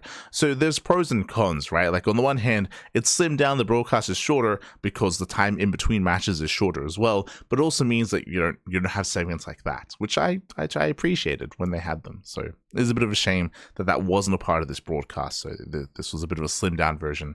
I would want to see them bring that back. I'd appreciate it, but GG. Anything else that comes to mind when it comes to the broadcast? I don't think so. I miss Fancy. I appreciate Sandstorm and the memes that were going on between Sandstorm and Cats, I suppose. But yeah, I miss my fancy. Likewise, I feel like they underutilized the B-Stream casters. Like, hey, if they got talent there, who was there? Fear Dragon alongside Steadfast and the Muslim. Hey, if you got some content, you know, if you got some casters around, some other talent pieces for StarCraft around, it would be nice if they made use of them and made content in some way, whether it's with interviews. I mean, interviews would be the big one. Whether it's these little like content pieces or talk pieces as well. They had the if you recall, they had the after dark or after hours little segments that could have been longer. That would have been really cool to have had like a longer part of that. We didn't have it here for today's broadcast, but basically after every day of StarCraft, after the credits rolled, after the stream ended, it would cut to Cats like on a couch with a couple of the other, with Tastosis or with Quick Shots and with Steadfast or with some of the other guys, and they would briefly talk about the day of StarCraft. And they could expand on that a little bit more, especially just because they have so much talent there. It'd be nice. It'd be nice. Regardless, GG, well played. You know, give whatever feedback you have as well, of course. And as always, push for more StarCraft the next EWC. Meanwhile, a big shout in the chat. Thank you so much. Thank you so much. Oh, thank you so much to Acer313 in the chat for the $49.90. Thank you so much for the donation. God, I mean, for the tip. Thank you so much. Keep the StarCraft streams going, light and 16 squads in sec. Yeah. As always, we'll do we always keep the streams going. As you can see here, we still have one cast every single day. Also, what I will emphasize, wait, before I get ahead of myself, I stand as well. Gifted 5 subs to the community. Gifted subs to Andres, to Nosegrab, to 321, Mick, to Ramelia even, and G Baz as well. Thank you so much for the gifted subs to the community. What I was going to say is that now that we are post EWC, we are going to slow things down a little bit. If you're familiar with the CranKy Ducklings here, you'll know that typically we're live every single day, usually twice a day, every single day. But we do want to slow things down. It's been a really intense year. Fun fact, for the year of 2025, I think we've had 3 days off. And one of them was forced because I didn't have any internet. So we've had 3 days off this year. And it would be nice if we could actually take some time, a little bit of time off here. When I say some time off, we're going to slow things down, and most likely we're going to have one cast a day. One cast a day for at least the month of September. And the rest of August as well. Like, we want to slow things down a little bit and just have some breathing room and take things easy now that we're getting into the off season. I say that we should be marking the return of the Tenacious Turtle Tussle. True, the Turtle Tussle is going to be coming back in the off season, and some other events are going to be coming back in the off season as well, like the Monday night weeklies. Now, because of the off season, we traditionally do not cast Monday Night Weekly. That might be changing moving forward, and we might start casting that as well. So that's going to be additional casting for us here on the CranKy Ducklings for Monday Night Weeklies, but the return of the Turtle Tussle as well. KSL, MSO, Wardy TV Monday, Pegasus Cup, Sparkling Tuna Cup, SEL, still a lot to go on. But we do want to ease up a little bit, and when I say ease up, again, like one cast a day sort of thing, just so we can have some more time to do some other things outside of just StarCraft. Some personal streams, for example. I'd love to, to touch some grass, to go outside every now and then. Would be nice. So yeah, definitely. We'll see. I always say, like, we're gonna take things easy, and we still just do non-stop casting anyway, and that doesn't happen. But well, we'll see what happens coming into August, coming into September. Our schedule's still very busy, still very jam-packed, but again, do want to try to ease up a little bit at least. It's catching up. Ladder time. You're an animal. I do want to ladder more though. Again, during the off season, if we're going to be casting a little bit less, I do want to do more personal streams. Like, hey, I bought Final Fantasy 16 like for my birthday back last year, October, and I've played like 3 sessions. Like, I barely touched. I would love to finish Final Fantasy 16 and play some other games on my personal stream, ladder some StarCraft 2, of course. Yeah, it would be nice. Just catching up.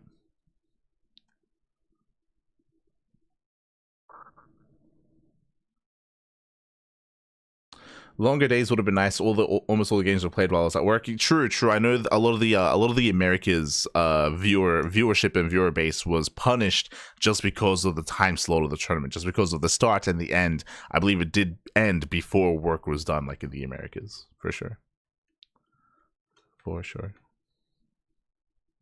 Why do they decide to do it in the week rather than the weekend? From my understanding, EWC is going on the entire time. Like, there's non-stop Esports World Cup, and scheduling-wise, StarCraft just got stuck with the middle of the week, unfortunately, instead of the weekend. What did you think of the Sandstorm Cat storyline? It was a little bit silly. It was kind of weird. Yeah. It was a little bit silly, but it was okay. It was okay. Of them just chasing each other around. Yeah.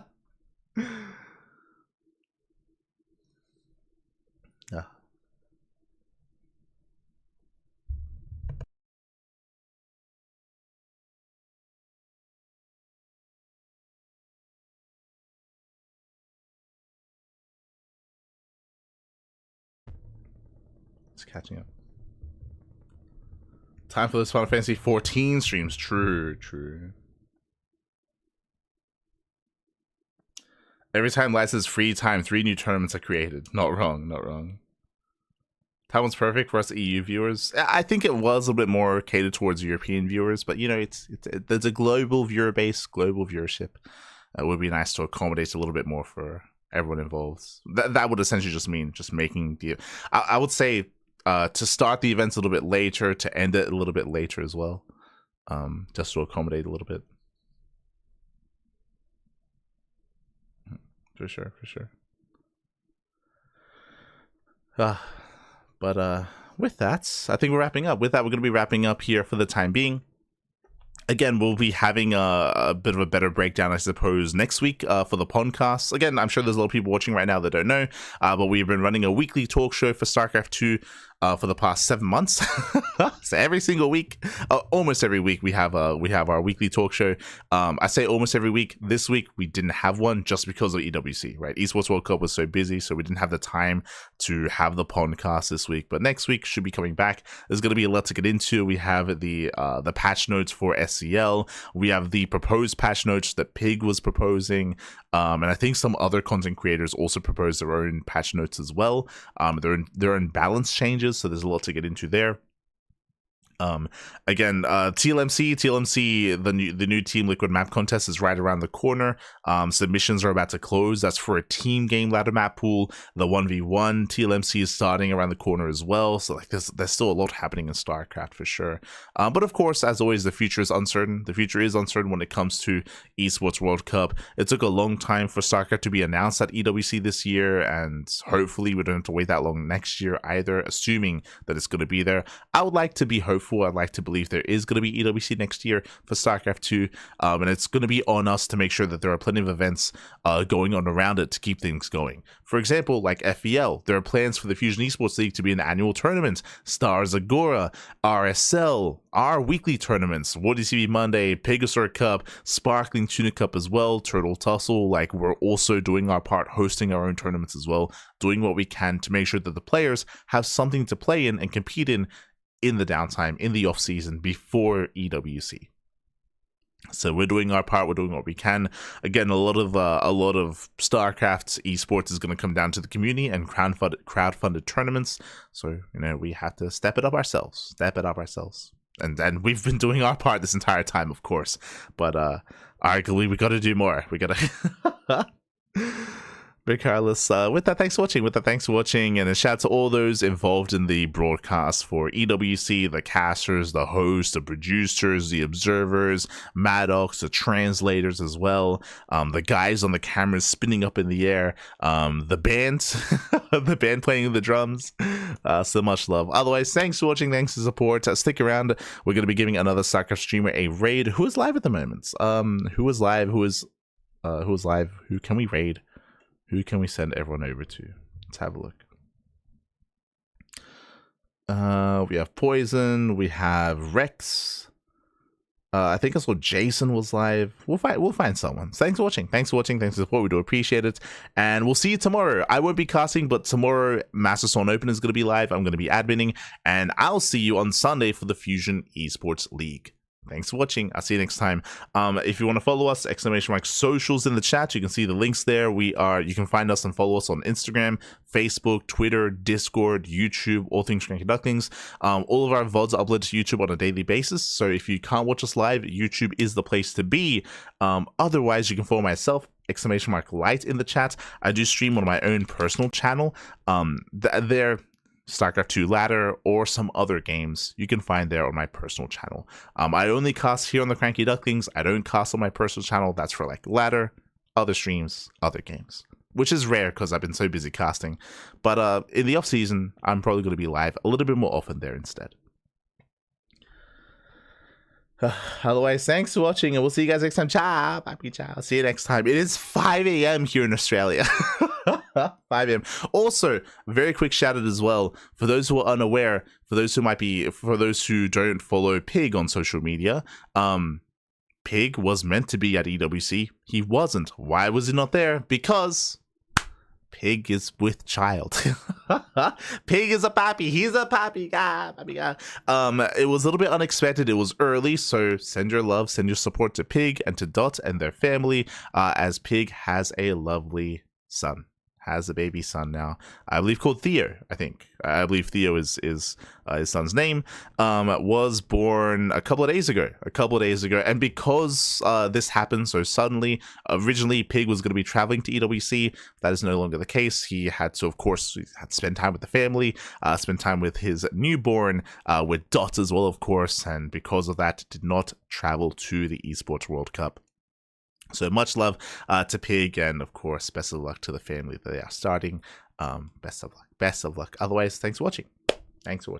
Steadfast replaced Pig. State replaced Pig.